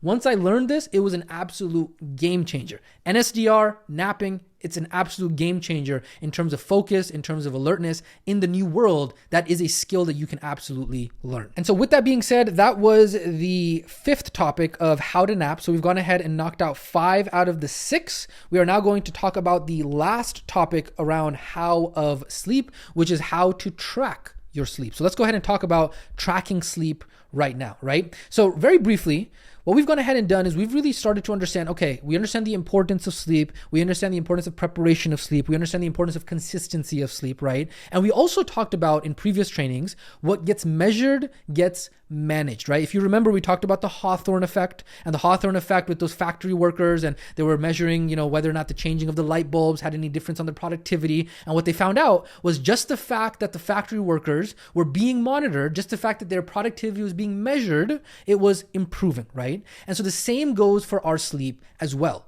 That which you track will improve. And so that's why it's important to do some sort of sleep tracking so that way you can continue to improve your sleep. Okay. So a lot of people will say, yeah, I think I get good sleep, or hey, I get poor sleep. And then especially for those people who say I get poor sleep, I'm going to go ahead and put this on here. I get poor sleep, right? I get a student on coaching call. They say, hey, I get poor sleep. I can't focus on my training. I can't focus on making money. I'm terrible with sales calls. I'm terrible with marketing. I'm terrible with my family. I just get poor sleep. It's terrible. It's ruining my life.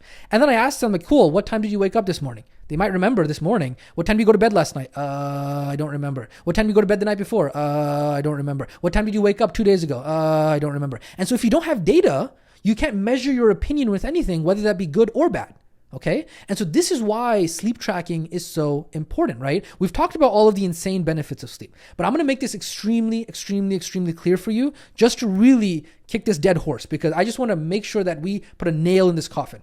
Probably the most important thing that you can do for your entire life, to improve the quality of your life, is to fix your sleep, period. Probably more than anything else you can do, honestly, okay? And it's one of those things that is so simple to fix, but is honestly a minimum requirement to achieve anything great. And so this is where you must measure in order to manage. And you need to be able to answer questions like, what was the average time that I went to sleep this week, right? What is the average? Let me take up all the times that I went to sleep over the last 7 days and average it together. You're not going to be able to do that in your head, okay? How does the weighted blanket influence my sleep? Did it help? Did it not help? Well, it's going to take me 7 days to get that data. You can't do that in your head. How does XYZ influence my sleep quality? No idea, right? Because here's the thing. It takes 5 to 14 days of when you change something in your sleep to actually notice something, right? Because there's habits involved. And so you are not going to remember what happened with your sleep 5 to 14 days ago. It's just not going to happen. You must have the data in order to be able to see the relationship of what is impacting your sleep. And so I cannot tell you how many times I myself have been frustrated and stressed out in life, okay? And then when I go back and look at the average data that I have about my sleep, because I'm tracking all the time, right? When I look at the sleep data, it's like, oh man, it tells me the entire story. I can see, no wonder I'm frustrated. No wonder I'm making poor decisions. No wonder my income is not doing as much as I wanted it to. Why? because of the fact that I can see the pattern in my sleep. I've been having terrible sleep for the last 2 weeks. And then boom, I fix the sleep.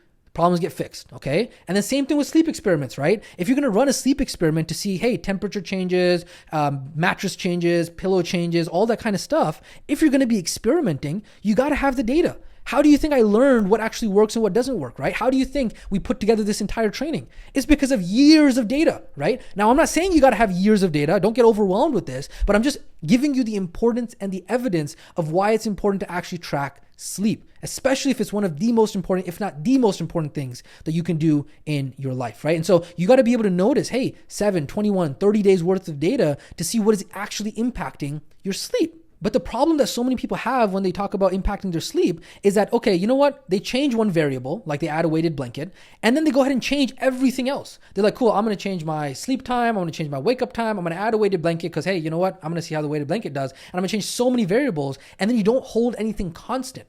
When you do these sleep experiments, you got to keep as many things constant as possible and change only one variable at a time. So that way you can compare and contrast and see what the variable actually had an impact on the sleep quality. I hope that makes sense, and it's very important to understand why data is so important and how to actually run sleep experiments. Okay, so real quickly, I'm not going to go too deep into it. I want to talk to you about two different types of sleep tracking. There is basic sleep tracking and advanced sleep tracking.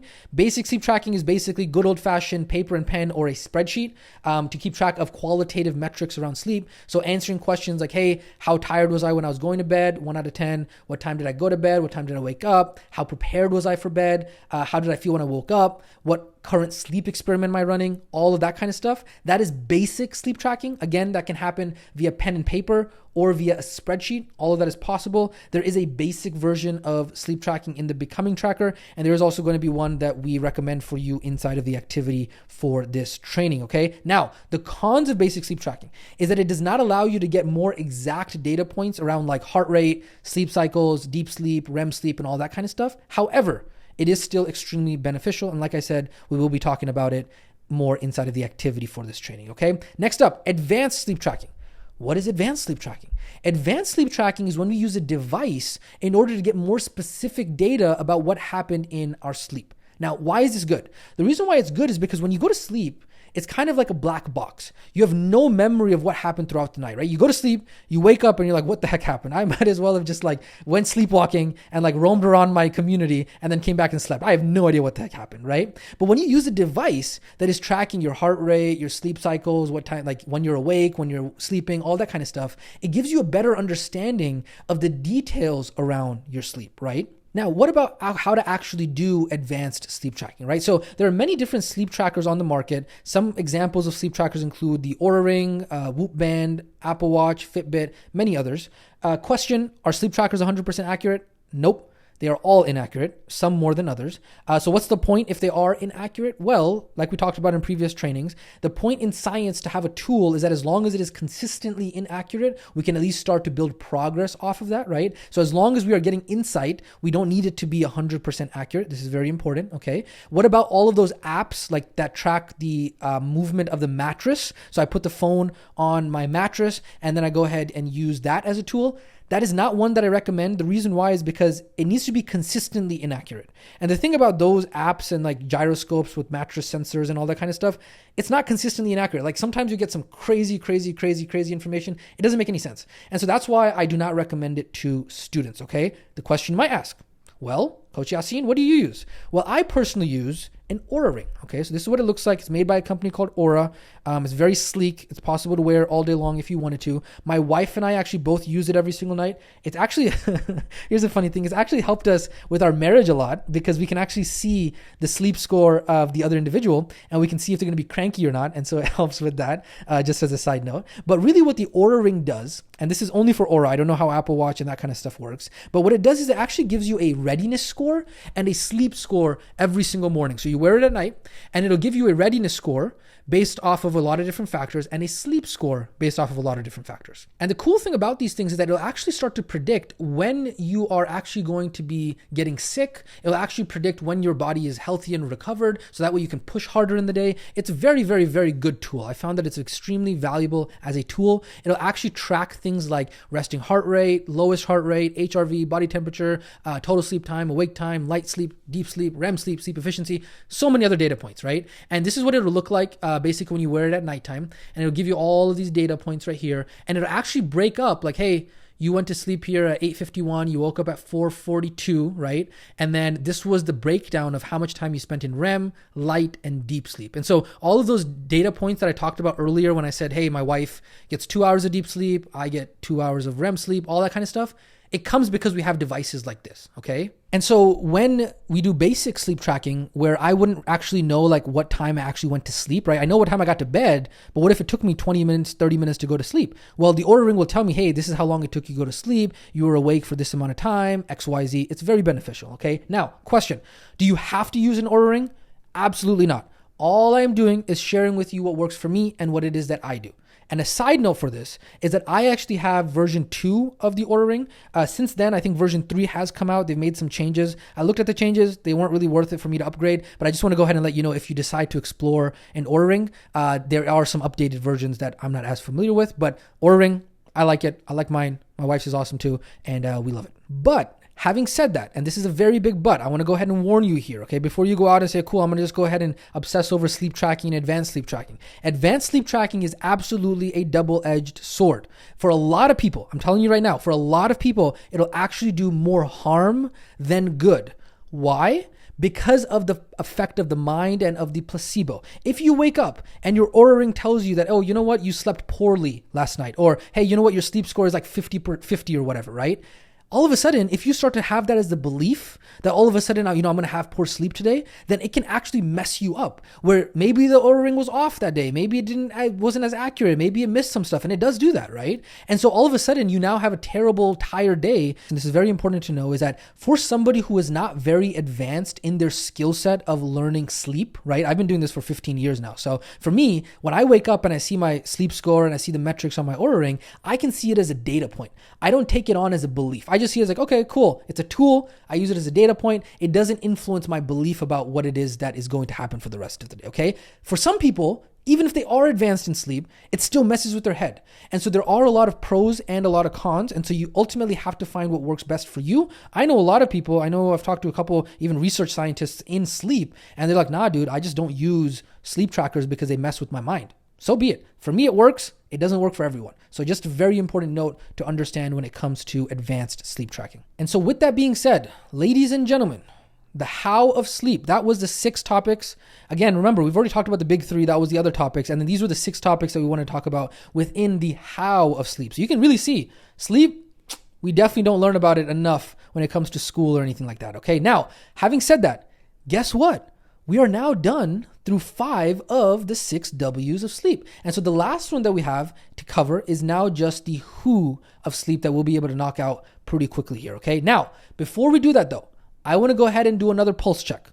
How you doing? Here's the Yasin glue. Stick with me. You pinky promised me not to get overwhelmed. I told you from the very beginning, this is going to be like a crash course seminar. Remember, you do not have to have any of these details memorized. You can go through this at 1.5x speed. This guide is available for you. This training is available for you as a reference. It's not something you got to know off the bat. All we are doing is planting seeds, so that way you have an overview of all of these topics, and then all of the details you can come back and cement with repetition in the future. So don't get overwhelmed. You're doing great. Keep it up. Stick with me. We are almost done here. Let's go ahead and talk about the last W for sleep, which is the who of sleep. Remember, whenever we talk about a who question, we are talking about the mindset, psychology, identity, becoming, beliefs, and character traits. And so the same is also true for the topic of who when it comes to sleep. And here's the thing. This is what you got to know. We just talked about it a little bit earlier. There is absolutely a sleep placebo. If you think you didn't sleep enough, even if you did sleep enough, it's going to mess with your brain. And so your beliefs impact this significantly, okay? And so if you are told, if you tell yourself, hey, I didn't sleep enough, I did sleep enough, whatever, your physical body is going to react accordingly. Here's a funny story. One time I had slept at like 1 a.m., I think, and I woke up, I felt terrible, obviously, because my sleep consistency was off, my big 3 was off, all that kind of stuff. And so throughout the entire day, I was feeling terrible, right? I was feeling terrible. And the entire day, I told myself I'm tired. I was feeling tired. And then later on in the day, my wife reminded me that I had actually forgotten. I think this was on a vacation or something like that, and I didn't have my Oura Ring. And so my wife reminded me that, like, hey, we didn't sleep at 1 a.m. last night. Like, you slept at 9 p.m. And I'd actually just forgotten. And so the crazy thing about that was that I had literally, using a belief, put myself into that state because of the fact that I thought I had slept at 1 a.m., right? And so obviously what I just mentioned is an anecdote. It's not a research study, but I just want to go ahead and emphasize there are a lot of different research studies that proves the exact same thing. And so belief and who you are when you are sleeping absolutely matters as well. Because remember, your beliefs create your experience, and your experience confirms your belief. The world through the lens of belief. And so my question to you is ultimately this. What stories are you telling yourself about sleep? What superstitions have you taken about yourself or about sleep that are impacting your relationship with sleep, right? Because remember, whatever you are experiencing in life right now is all because of your current beliefs. If you want to know what someone's current beliefs are, all you got to do is you got to just notice what they are currently experiencing, okay? And so what I want to do is I want to share with you some beliefs that I've picked up along the way that have served me in my journey of being able to have better sleep and better sleep hygiene. These are some beliefs that I've implemented within my Becoming Journal. I still have some of these to this day because I am working on them as well, okay? So belief number 1, do not create superstition. You got to remove any have to, should do, must do, all of that kind of stuff, okay? Especially, this is the big one. A lot of people say this to themselves. Hey, if I don't get X number of hours of sleep, then I just can't function. That is a limiting belief, okay? Do not get stuck in dogma or doctrine or anything like that. Remember, our goal is to just really hit our big 3 like 80% of the time. If you mess up 20% of the time, it's okay. It happens. We're human, right? Does that mean that just because of the fact that we don't try to get it perfect every single night that we should avoid it? No, of course not, right? This is just a belief that we're talking about, that we don't believe in superstition. So that way it helps us lower anxiety when we don't get everything perfect, okay? Belief number 2, don't judge yourself. Not good or bad. Humans and animals don't need perfect sleep to survive, even if you don't have it perfect.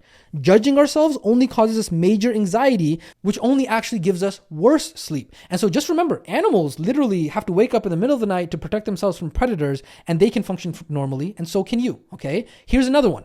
I don't need a lot of sleep. This is a new belief. This is something that I've been repeating to myself multiple times now. I put it in my Becoming Journal because regardless, remember, it does not matter if the belief is true or not. It only matters what you believe, okay? And so you can choose to believe whatever serves you.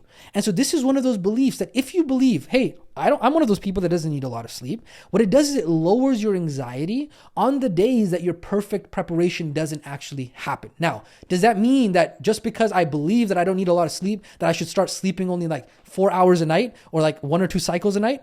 No, we're still going to do our big 3, but on those nights that things are not perfect, things, life happens, all that kind of stuff, guess what? I have the belief I don't need a lot of sleep. Here's another one. This is another very, very powerful belief around sleep that is extremely helpful, which is I can sleep anywhere. Again, remember, it does not matter what is true, only what you believe is true, because with work, it will become true. And so this also frees us from thinking that we have to have the perfect scenario in order to be able to sleep properly, right? Let's say, for example, there's some light. Let's say, for example, there's some noise. Let's say, for example, you're not in the most comfortable situation. Well, guess what? If you have the belief that I can sleep anywhere, then it lowers that anxiety on the days that you don't have everything perfect, okay? So if the environment isn't perfect, the timing isn't perfect, the preparation isn't perfect, it's okay because I have the belief that I can sleep anywhere because that is what I believe and that's the belief that serves me. Now, does that mean that we should ignore the big 3 just because we have this belief that we shouldn't work on our environment?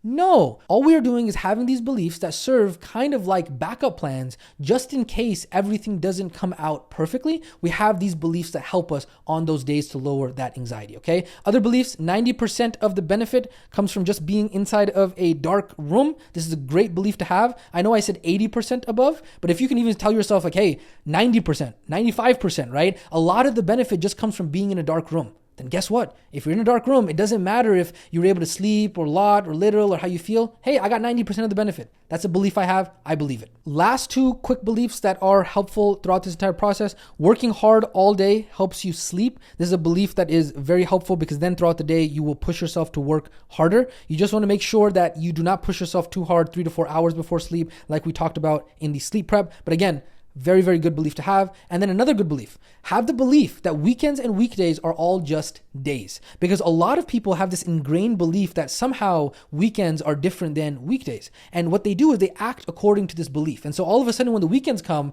because they have this belief that it's like a different magical day, that all of a sudden they got to act differently and sleep differently and routines and all that kind of stuff, right? But if you carry the belief that weekends and weekdays are just The same for me. They're just days. Then as a result, you will be able to act according to that and keep a consistent routine, right? And so this is especially helpful for entrepreneurs because they are able to control their own schedule. So if you're in that situation, awesome. If you're not, still the belief is very helpful. And so those are just a few beliefs that are very helpful that you can update your Becoming Journal with. And so speaking about updating your Becoming Journal, even though we are not going to be updating our Becoming Journal inside of this training, would it be possible to update our Becoming Journal specifically around the beliefs and identity around sleep?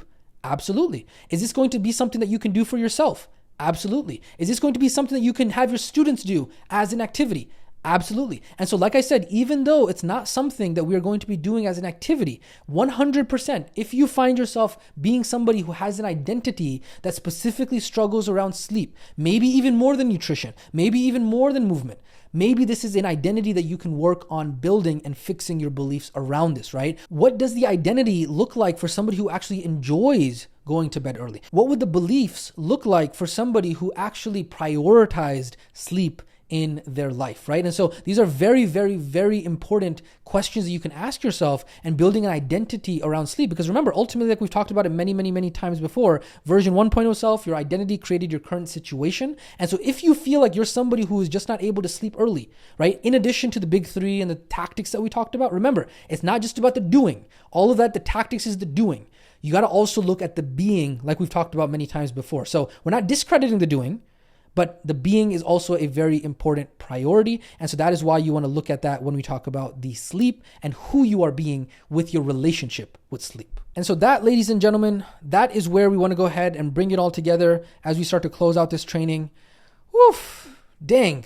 This was literally a seminar crash course on sleep. We went through a lot, right? Look at how far we've come. We talked about the why, the what, the where, the when, the how, and the who. And so you can see when you have all of these tools inside of your toolbox as a remote wellness practitioner, not only does it transform your life, it transforms the lives of your students. You are not a one-trick pony, right? You are not just somebody who knows one or two things about the domain of health. I'm not joking. This is probably one of the greatest trainings out on the entire world regarding sleep. No jokes, okay? I've literally spent over 15 years researching and experimenting with sleep. I've never seen anything like this put together. And now it's all in your hands and it is allowing you to be able to transform your sleep hygiene as well, okay? So can we make a lot of activities from this? 100%. There are a lot of things that we can do for your students once we get to that point. We're not going to walk through all of those trainings now. We're going to go ahead and talk about that in module 5 when we actually put everything together for you. Remember, we are going to be providing all of the templates, swipe files, plug and play, programs, everything's going to be provided for you. But what I want you to just know right now is I want you to be able to step back and look at this toolbox that is being put together inside of module number 3, right? We're talking about being able to provide value. Dude, honestly, think about the amount of value that is being provided here, right? And so by the end of this certification process, you will have value oozing out of your dang pores, okay? It is going to be impossible for you not to be able to provide value to your students and every other human being that you come across for the rest of your life, okay? And so we're not done yet. We got a lot of more goodness, but remember, don't get overwhelmed in this process. This is just a process. You may not be ready now, but you will be ready through the process. And that is how you become somebody that can transform somebody's life and charge $1,200, $2,400, $3,600 without gimmicks, pure value. And so strap in, ladies and gentlemen, it's only going to keep on getting better from here. Last point I want to go ahead and make about this. No sleep transformation overnight. Hey, Coach Yasin, I tried all of these things, but I still have poor sleep. My question to you, how long did you implement it for? 2 days. They say 2 days. Facepalm, double facepalm. Remember. Sleeping is a what? Sleeping is a skill. And what is the definition of a skill again? Skill equals knowledge times reps. And so even though you might have all of the knowledge, aka this training, guess what? If you implemented a big fat 0 amount of times, guess how much skill you're going to have regarding sleep? 0. Okay? Even if you have all of the training and you only implement it a few times, what's going to happen? Not a lot. The more times that you implement this over and over and over again over a long enough period of time, the better you're going to get at the skill. And so you will need to put in the work. Okay? Do not all of a sudden declare yourself broken or that I am a terrible person because I'm not able to implement all of the things from this training. Remember, this entire training is a reference of everything related to sleep, period. It's like a PhD in sleep for the rest of your life. It's designed to be a one-stop shop for the rest of your life on sleep. It does not mean that you will be implementing all of this overnight for your sleep. Remember, the goal is to be able to improve your sleep by 10, 20%, improve it, one or two things here and there over the course of an entire year. That is a win, okay? So remember, just one or two things, don't get overwhelmed, and we're gonna take it step by step by step. And so on that note, about how to actually implement this step by step by step, let's go ahead and talk about the activity for this training. And the activity for this training is called the 5-part sleep challenge, right? So my question to you is, feeling a little bit overwhelmed with how much sleep training that we just went through? Well, don't worry. This activity is really going to go ahead and bring it all together for you. Inside of this activity, we're going to go ahead and hit on all of the main parts of this training in an actionable way, so that way you can start making changes to your sleep hygiene. And so for some of you, this activity might be easier than for others, but remember, that's not the point. The point is not to skip it so that way you can actually have the experience, so that way you can actually be able to talk to other people about this, okay? So remember, even though this is going to transform your life, you still want to go through the experience of it so that way you can talk to others about it as well. So don't stress too much about explaining it right now to other people. Just experience it yourself. That's the most important thing. And so I'm going to go ahead right now and cut over to the quick mini training that is going to talk about the instructions for the 5-part sleep challenge. And then we'll get back into the main training. All right, welcome to this quick mini training about the 5-part sleep challenge. This is going to be a absolutely revolutionary challenge for you, and it's going to absolutely change the trajectory of your sleep forever. So I'm really excited for us to hop right into it. Just as a reminder, just like all of the worksheets and activities inside of the program, make sure that you go ahead and click on File, make a copy, so that way you can make your own copy of this document. And so we're going to go ahead and run through each of the 5 parts of the challenge. So there are a total of 7 pages, okay? 7 pages inside of this activity, but that's because some of the parts have multiple pages. And so we're going to go ahead and talk about each of the 5 parts inside of the 5-part sleep challenge. So part number 1 is all about sleep environment. And so in the instructions for this, what you're going to do is you're going to go through each of the 10 sleep environment changes, and you're going to decide which ones that you are going to go ahead and implement. And so what we've gone ahead and done is we've made it kind of like a checklist for you. And remember, these are just one-time projects that are going to give you an ROI, return on investment, for the rest of your life. And so they are absolutely worth it. Okay. And so we have right here, just like from the main training, we have all 10 of the environment changes that are on here. Okay. And then you can see on here that inside of Google Docs, if you decided that you did not want to print this out and you wanted to do it electronically, you can either do it on your phone or something like that. You can kind of use these as check marks. You see right here? So it literally is like a checkbox that you can mark off, and it's very easy to just go through and say, okay, let me go ahead and look at my room associations. And so you're going to evaluate, hey, what are the activities that I do inside of my sleeping room? And I'm going to consider moving some of those activities to other rooms, so that way I can make sure that I am actually committing to that and only using my room to sleep and have sex and all that kind of stuff, right? So only those 2 things are happening inside of the room. That's it. Same thing here with the temperature and making it cold. You want to evaluate the temperature of your room. You want to adjust the AC or get a fan or whatever. Same thing here with the light inside of your room. Total darkness, you want to evaluate, and you can read through all of the little mini action steps that are there. External light as well. You want to go ahead and read through the action steps that are there, looking into getting blackout curtains, looking into getting an eye mask. And so inside of the actual document, we have linked in here. This is an Amazon link. And so we have gone ahead and linked in here. You just click on this. And then once you click on it, it'll show you the exact eye mask that I have literally tested out. I think I've tested out like 7 or 8. And this is the one by far the softest, the darkest, the one that doesn't bring any light in. I love it. It's an awesome one. Okay. So that is linked in there for you as well. And then right here, we have the 5th change, which is noise, and making sure that everything is pitch silence. And so right here, you're going to evaluate the noise in your room. You're going to look at earplugs. These are the actual earplugs from Amazon that I have tested myself. And then also a white noise machine as well. Again, that is linked on Amazon already for you. It's like 18, 19 bucks. An amazing deal if you decided that you wanted to experiment with that, okay? Action step on here, 6, right here. This is the 6th environment change. Mattress, evaluating your mattress. Pillow, evaluating your pillow. Weighted blanket, evaluating if you want to get a weighted blanket. The recommendation is 10% of your body weight,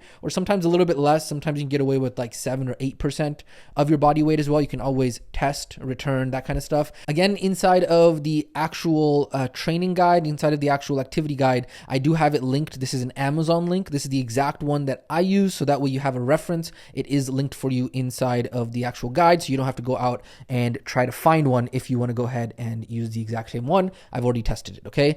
Sleeping in separate bedrooms or considering getting a larger bed, right? I'm gonna put that on here, or larger bed. And so this is going to go along with the mattress. And so depending on having that conversation with your spouse and say, hey, this is gonna be better for our sleep. We're gonna make better decisions. We're gonna have a better marriage because we're gonna be well rested. Maybe that's something that you do decide to consider. And then on here, environment change number 10, safety and security. So you wanna use this kind of like a checklist. Remember, it's a one-time project. Go in, spend an hour, spend 2 hours, right? Making a fun activity with your family, and really go in and evaluate your sleep environment and see how many of these 10 changes you can make in your environment, in maybe your kids' environment. Go ahead and just really optimize it and get the entire family on board as well. Okay, so that is part 1 of the 5-part sleep challenge. Part 2 is relatively straightforward. In part 2, what we're going to do is we're going to set the intention for what time we want to sleep. And so there's 2 parts to this. Number 1, you're going to think back at what was your average sleep time currently. Okay, so you want to go ahead and jot down, if you think back over the last week, over the last 2 weeks, I know you might not have any data for this because you weren't properly sleep tracking before this activity, but in general, what is your current sleep time? So you're gonna write that down. Let's say, for example, it's 11 p.m., okay? And then what you're gonna do here in this next part is you're gonna say, going forward, I am committing to be in bed, getting ready to sleep, okay, and this is where you wanna realistically pick a very realistic number, okay? So this is not your ideal number. This is not your dream time. I'm talking about realistically for the next, let's say, 1 week, 2 weeks, 1 month, right? So you say, you know what, I'm gonna aim for maybe 10:30, or I'm gonna aim for maybe 10 o'clock. And then, or maybe you're like, you know what, I know that I can handle it. I don't got a lot else going on in my life right now. I can handle a lot of change. I can really focus on my sleep right now. And based off of all of the sleep training and all of the sleep tools and everything that I've learned so far, I can really push this. And I think I could be in bed by, let's say, like 9:30, right? Again, this might be a little bit aggressive, but that's where you got to use the art of being a remote wellness practitioner and figure out, okay, evaluate what else is going on in your life and see if maybe you can actually handle that. But remember, be realistic. Do not get stuck into thinking, hey, if I don't have the very perfect time that I'm sleeping from the very beginning, I don't have my ideal time, then you know what? I'm going to be like a terrible person and I need to start off exactly the way that it should be. And I got to should and must and have to and all of that kind of stuff. Do not make the beginner, amateur, newbie mistake and then end up getting overwhelmed and quit because you decided to change too many things all at once. Okay, so that is part 2, which is sleep timing intention of the 5-part sleep challenge. Again, if you do decide you don't want to print this out, you can actually just go ahead and write in here directly as well. Okay, so that is part 2. Let's go ahead and talk about part number 3. So part number 3 is going to be where we talk about sleep preparation. So for the instructions for this part, what we're going to go ahead and do is we're going to go ahead and go through the 16 sleep prep habits. So you're going to see inside of the template for this activity, inside of the worksheet, what we have is we have the same 16 habits that we went through inside of the main training.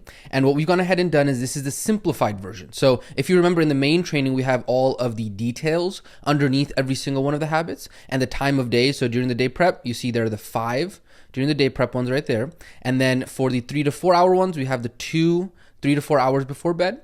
And then right before 2 to 3 hours before bed, we have the 4 2 to 3 hour before bed ones. And then 1 to 2 hours before, we have habits 12 and 13. And then right before bed, we have 14, 15, and 16. So for the instructions for the sleep preparation for this activity, what we are going to do is we're going to go through the 16 sleep prep habits and we are going to pick 5 that we are going to implement, okay? And I'm going to recommend which 5 I would recommend that you go ahead and start with. So how many are we picking?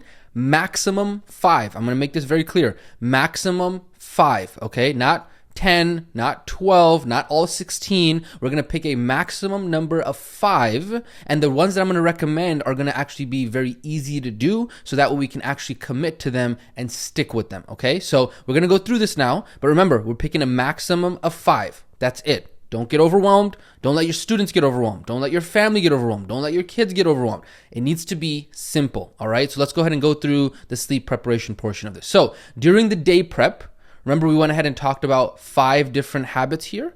There are not going to be any ones that I recommend off the top. However, if you're like, you know what? These are one of these or 2 of these are actually very easy for me to do, right? Me getting my daylight sunlight in, me stopping caffeine and stimulants at a certain hour. You can add them, okay? Like even more, you can do 6, 7, 8, 9. Don't let that, remember, it's up to you to decide how much you want to do, right? So if there's something that's very simple for you to do, then you can go ahead and do it. But please be mature about it. Please be advanced about it. Please don't be one of those people who gets overwhelmed because they decide to do 55,000 different things all at once, okay? So these are the 5 during the day prep habits that you can choose from. And then again, these are kind of like a checkbox here in the Google document. And so it's very easy to kind of see, okay, hey, this is like a checklist. And then if you want to be really fancy with it, you could even copy this template here, put that in a separate Google document, and then make an even more simplified version of these 16 habits. And then you can kind of like walk through it throughout the day if you'd like as well. So I'm just giving you ideas. Again, remember, you can get creative with this because we are giving you guys permission to have these templates, okay? Then after that, we then have the 3 to 4 hours before sleep. We're talking about movement timing, medication and drugs, all that kind of stuff, okay? So that is also not something that I'm going to go ahead and make a recommendation on at this time. However, if you're like, yo, this is just something I got to keep in the back of my head, it's very easy for me to be able to remember, so be it. You can go ahead and implement those if you would like. However, do not get overwhelmed, okay? Now, we get to the 2 to 3 hours before sleep. And this is where my strong recommendations are going to begin, okay? So 2 to 3 hours before sleep, right over here, the very first one that I am going to recommend is when we talked about food 2 to 3 hours before sleep, we talked about 3 things. We talked about timing, macronutrient type, and quantity.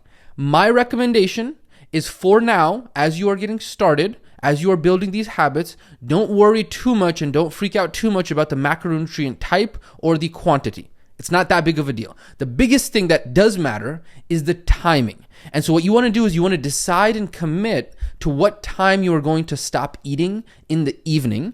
And then whatever time you decide, you want to set an alarm on your phone for that time. And on your phone, you can set it to be a recurring alarm. So you can go ahead and have it set from like Monday to Sunday, have it be something that goes on daily. So that way hey, it's 6:30. Hey, it's 7:30. Whatever time according to your intended sleep time is that we just went ahead and decided above in the previous part, you can go ahead and backtrack 2 to 3 hours before that, and then go ahead and set your alarm to the time that you need to stop eating. So that way your body can actually work on recovering in sleep and not trying to digest during. So that is going to be my first recommendation, and that is going to be within the food habit, which is habit number 8. Okay. Then after that, we have water. Again, this one's a super simple one. If you decided to go ahead and implement that 2 to 3 hours before bed, you can just say, cool, around the time that I'm stopping eating, I'm going to stop drinking water again. But again, don't get overwhelmed. If it's something that is not that big of a deal for you right now, you don't have to do it. And that would be my recommendation. That's why I do not have it highlighted. So all of the ones that I'm recommending are going to be highlighted in yellow. Okay.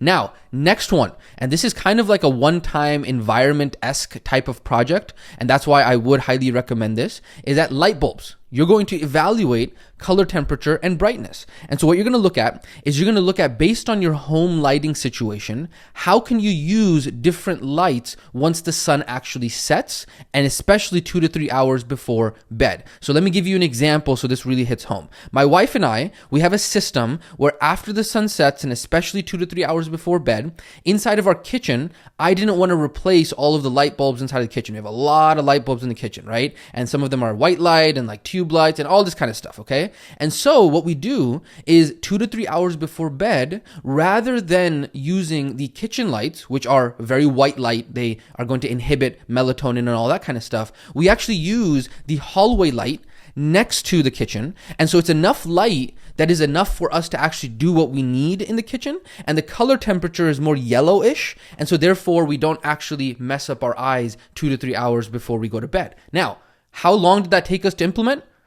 Like 2 seconds. All we had to do is have the conscious ability to say, okay, how do we want to create this system? And then really getting the entire family on board with it, right? And so the important thing is to just evaluate, make a decision and commit to it and saying, okay, hey guys, 2 to 3 hours before bed, we're going to avoid using XYZ certain types of lights because of the fact that it's going to mess up our sleep. And when we mess up our sleep, we mess up our future as a family, we mess up our income ability, we mess up our relationship ability, we mess up our health, all of this kind of stuff. And so you can make it a fun activity with the family and get everybody on board as well. So that is part number 1 of the light bulbs, right? You want to evaluate, hey, what kind of lights are we going to commit to not using 2 to 3 hours before sleep, okay? Next, part 4 light bulbs is looking into experimenting with smart lights. And I would highly recommend this, super highly recommend this, because practically, yes, you can try to avoid using certain lights, but then in certain rooms, right, maybe living room, bedroom, maybe bathroom, that kind of stuff, it's very difficult to be able to avoid using lights. You need the lights, right? There's not like other hallway lights that you can use. And so that's why smart lights are very helpful, okay? So inside of the worksheet for this activity, I have gone ahead and linked 2 of the ones that I have used that I would recommend. So there's the Philips Hue lights, and then there is the Wiz lights. And the Wiz lights are only found at Home Depot. They have an exclusive contract with Home Depot, okay? Now, here's a recommendation on this. The Philips Hue lights, they are a little bit like higher quality, and I don't know how long my Philips Hue lights I've had for like 7-8 years now, and they're still going strong.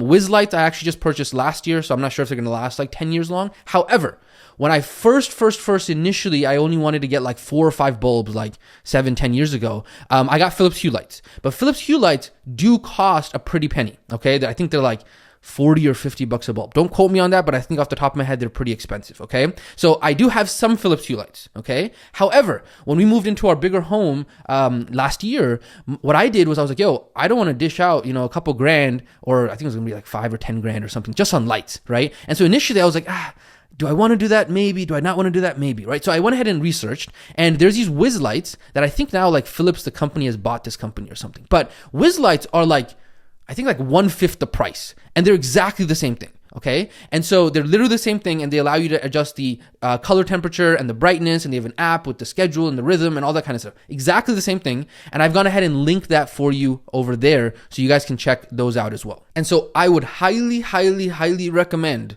going ahead and picking up a pack of these and maybe just outfitting the room that you spend time in 2 to 3 hours before you sleep, and you can just kind of mess with them. Very cheap, very affordable. I would highly recommend doing this because it's going to be an absolute game changer. So many of the successful people I know absolutely use this, and it is definitely a game changer. So I would absolutely pick it up. And then once you pick up a pack of these, what you can do is you can actually set up schedules and routines, and you can actually have it start to like turn off automatically. So let's say your bedtime is 9:30. You can have it slowly start to like turn off the lights. Like the brightness will go from like 100 to 75 to 60 to 40 to 30 to 20, all the way up to your bedtime. So that's one really cool feature. And then on top of that, you can have it set to certain routines. You can also have it wake up to that. So let's say you want to wake up at 6 a.m. It'll slowly start turning on the lights at like 5 a.m. and then 5:15 and 5:30. It's kind of like a sunrise, which is really cool, okay? And then a couple recommendations for this night recommendation. I would recommend 2 to 3 hours before bed, setting your smart lights to turn automatically to 65% brightness, and the color temperature should be like dark red. So literally the darkest red that is possible. It's going to look like, especially in our home at a certain time, it looks like our entire house is like a murder house. Like it's literally all red. It's kind of scary sometimes. I remember initially when I showed my wife, she was like, oh, this is kind of creepy. But yes, the red light is what you want to do at nighttime because of the fact that it is going to be the opposite of blue light, right? So it doesn't have any blue spectrum in it. So that was going to be the recommendation for night. And then morning, if you are working from home, because you're trying to get rid of all of the melatonin in your bloodstream, set the smart lights to 100% brightness, and color temperature is going to be 55 Kelvin.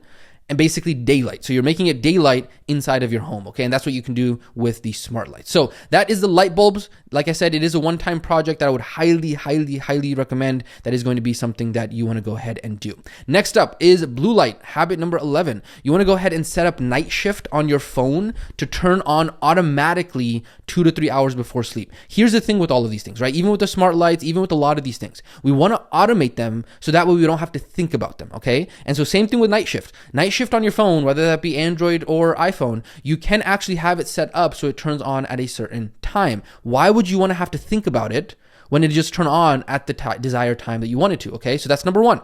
Number two is going to be downloading the Flux app on your computer.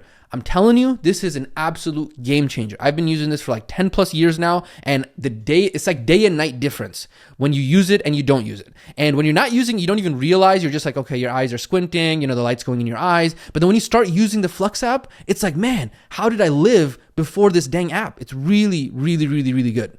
And so I have gone ahead and actually included the link inside of the worksheet for this activity for you to go ahead and download the Flux app on your computer. Game changer. Absolutely. You want to make sure you do it. Next up on here for blue light is looking into purchasing blue light blocking glasses. So I use these pretty much every single night. I actually use a different pair when I'm using the computer during the day as well. So it helps with the blue light during the day also. So I actually have like 2 or 3 pairs, but I'm just into that kind of stuff, right? You do not have to have 2 to 3 pairs, okay? If you want to have 2 to 3 pairs, you can. I actually have my blue light blocking glasses. They are a lighter tint for the day ones, and the night ones are a more orange tint. So that way they block even more blue light in the evening, okay? So the ones that I actually have, I bought them like 7 or 8 years ago, and for that reason they are not on Amazon anymore. So I wish I could have linked them for you, but I wasn't able to find them. And so what you can just do is go on Amazon and type in blue light blocking glasses, and there are so many out there. There's literally ones that are like have the reading magnifying them. There's different styles, different colors.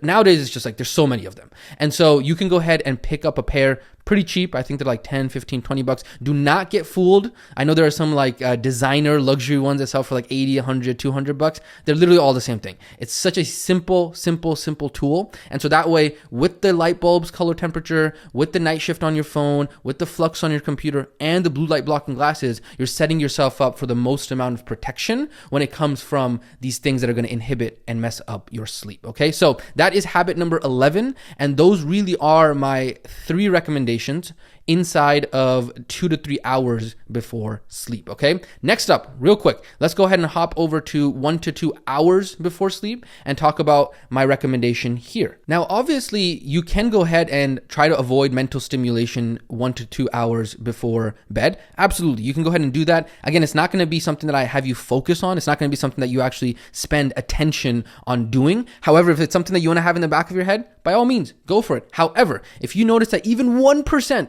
you're like, oh man, this is another thing I got to do on this checklist, and you start to feel like frustrated because of it, you start to feel annoyed because of it, do not put attention towards it, okay? That's the big kind of like barometer, that's the kind of measuring stick that you're using, is like if all of these habits, like 16 of them, are too much and you start to feel frustrated and overwhelmed, don't put any attention to it. Even though it's a small one, even though in the back of your head you're like, yo, it's easy for me to just think not to do mental stimulation 1 or 2 hours before bed.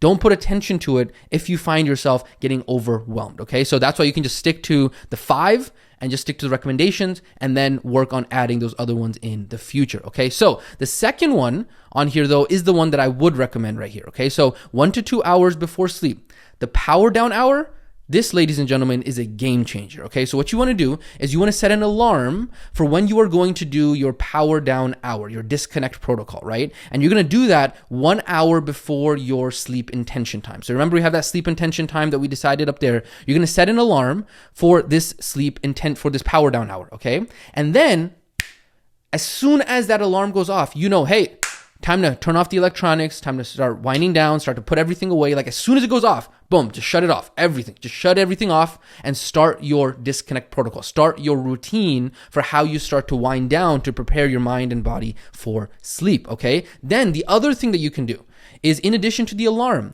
is you can go ahead and set up your phone settings so that way you can automatically put it into do not disturb mode, so that way you don't see notifications on your phone anymore. And this is really a good game changer, okay? What it really does is, yes, you can still get calls from friends and family. You can have it set up in the settings so that way like certain calls from certain people will still come through. But when you set it up to do not disturb, in addition to the night shift that's going on 2 to 3 hours before bed, it really protects you from all of the distractions and all the things that are going to happen on the phone that are really going to mess up your sleep, okay? So you want to go ahead and do it with the power down hour on here. Now, real quick, what I did was I just went ahead and added another action step on here that's going to be very helpful for you. Very simple, but very, very, very helpful, which is creating a checklist for your disconnect protocol, right? The things that you're going to do inside of that hour, and you really want to start to make it a routine, right? And so you say, okay, as soon as this alarm clock goes off. I'm going to, boom, shut off electronics. Check. Number one. Number two, I'm going to,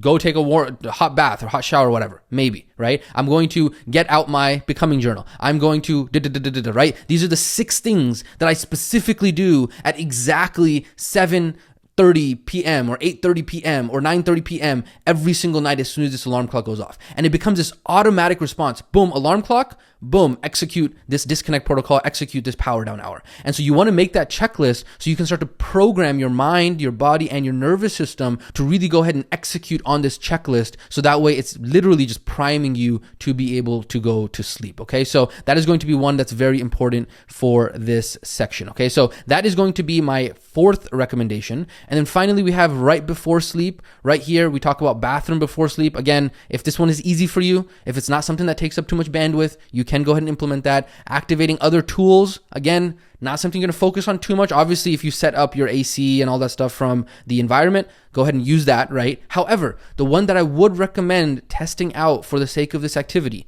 is learning how to be able to set an intention and not an alarm. So you want to experiment with not using an alarm. And in the start, don't just try to go cold turkey, because for some of you, it's going to be very difficult. So what you want to do is you want to try it out on the days that you know you are absolutely crushing your sleep timing. So if you know that man, right now, my next meeting tomorrow is at 10 a.m. and I'm absolutely on it right now and I'm going to sleep at 9 p.m. There's no way that I'm going to be sleeping from 9 p.m. to 10 a.m. I'm going to be sleeping for 13 hours. Ain't going to happen. So I'm probably going to end up waking up at maximum 6, 7, 8 if I end up sleeping in by accident. And then once you do that and you start to build that, okay, wait a second.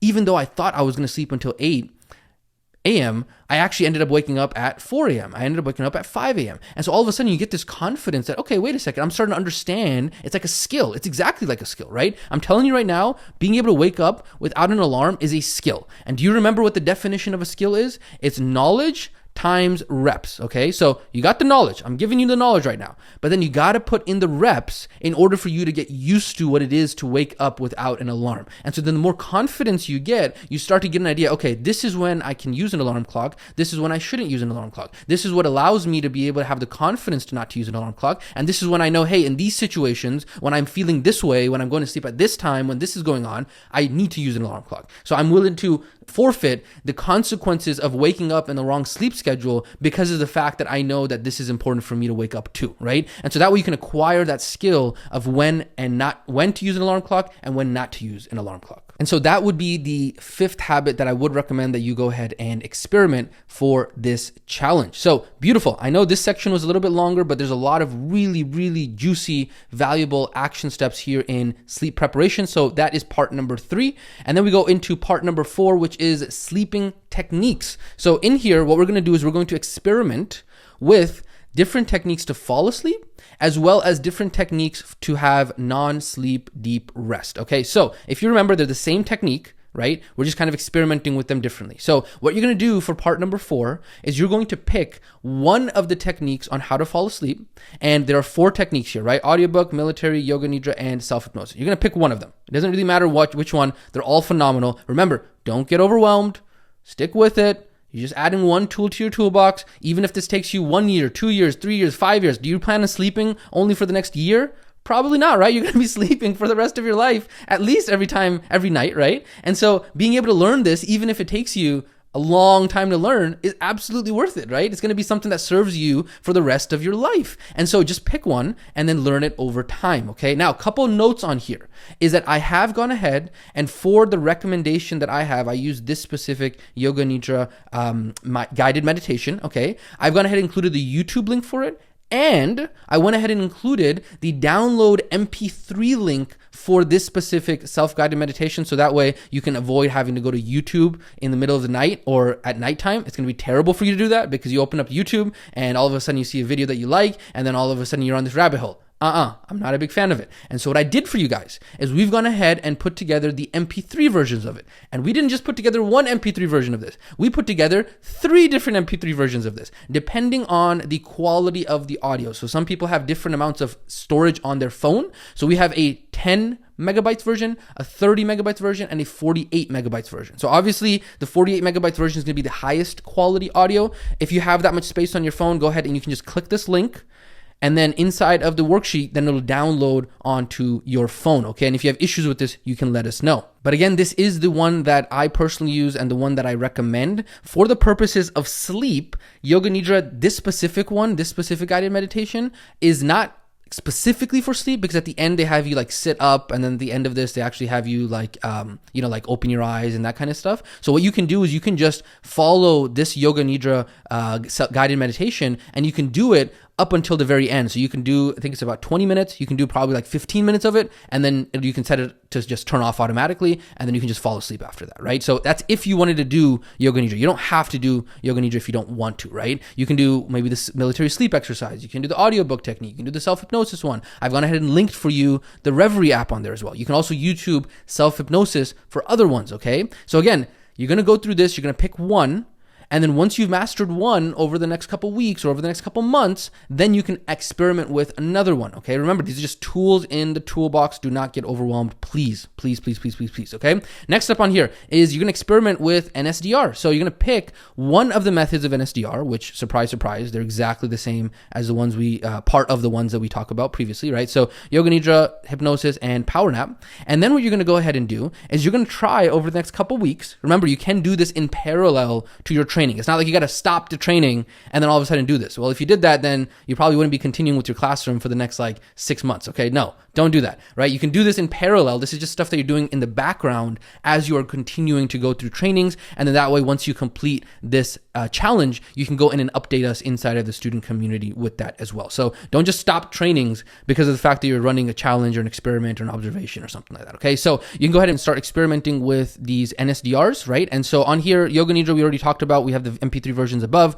Hypnosis, we already talked about, which was the self-hypnosis from the Reverie app. And then a power nap, you can start experimenting with that as well from the way that we talk about it inside of the main training. Okay, so that is part number 4, which is sleeping techniques, okay? And being able to experiment and add those to your toolbox of skills that you have that are life-serving skills, okay? And then finally, part number 5 is going to be sleep tracking. Now, sleep tracking, what we're going to do here is we're going to experiment with basic sleep tracking, okay? So what we're going to do is you can go ahead and number 1, edit the below sleep tracker if you need, and then you can go ahead and print it out and put it next to your bed, okay? This is, again, remember, this is only one way to do sleep tracking. There's literally unlimited ways to do sleep tracking, and literally, stars the limit, and literally you can just be creative with this if you'd like. We've just gone ahead and included for you a table, and you can come in here and say, you know what, I don't like this question. I'm going to go ahead and delete column. Or you know what, I want to add a different one. So I'm going to right click, and I'm going to go ahead and insert column to the left.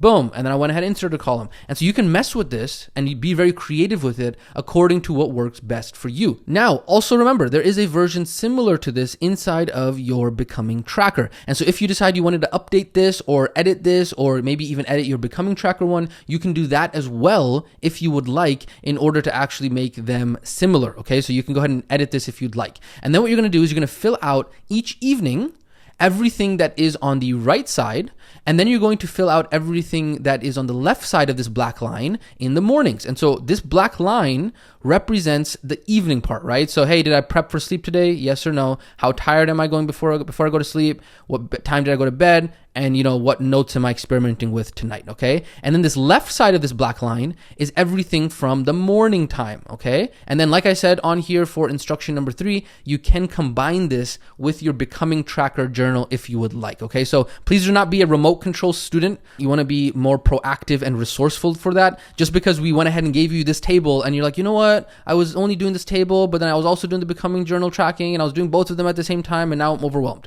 No, be smarter than that, right? Obviously, you're going to become an entrepreneur. You're going to be somebody who's going to be helping other people. You can be resourceful. You can think outside of the box. You don't have to be remote control with the joystick, okay? So go ahead and be resourceful. Make sure that you are using it according to what is best for you, but you want to make sure that you are doing some sort of sleep tracking. It is very beneficial for you. Now, you'll also see I am not recommending advanced sleep tracking for most of you, because for most of you, you're going to get too obsessed with the technology and the gimmicks that all these companies are trying to sell you, and then you're trying to do all this stuff, and then you're forgetting the main thing. Here's a quote that I really like. Keep the main thing the main thing. And so for most of you, advanced sleep tracking is not going to be something that you need to do, but it is something that as you get more advanced in this skill set, you can start to experiment with in the future if you would so like to do so. Okay, so that is part 5 of the 5-part sleep challenge. I know this challenge is going to be a fun one for a lot of you. It is a little bit of a longer one, but again, remember, we are doing this in parallel with the training, so it's not like we're stopping going through the training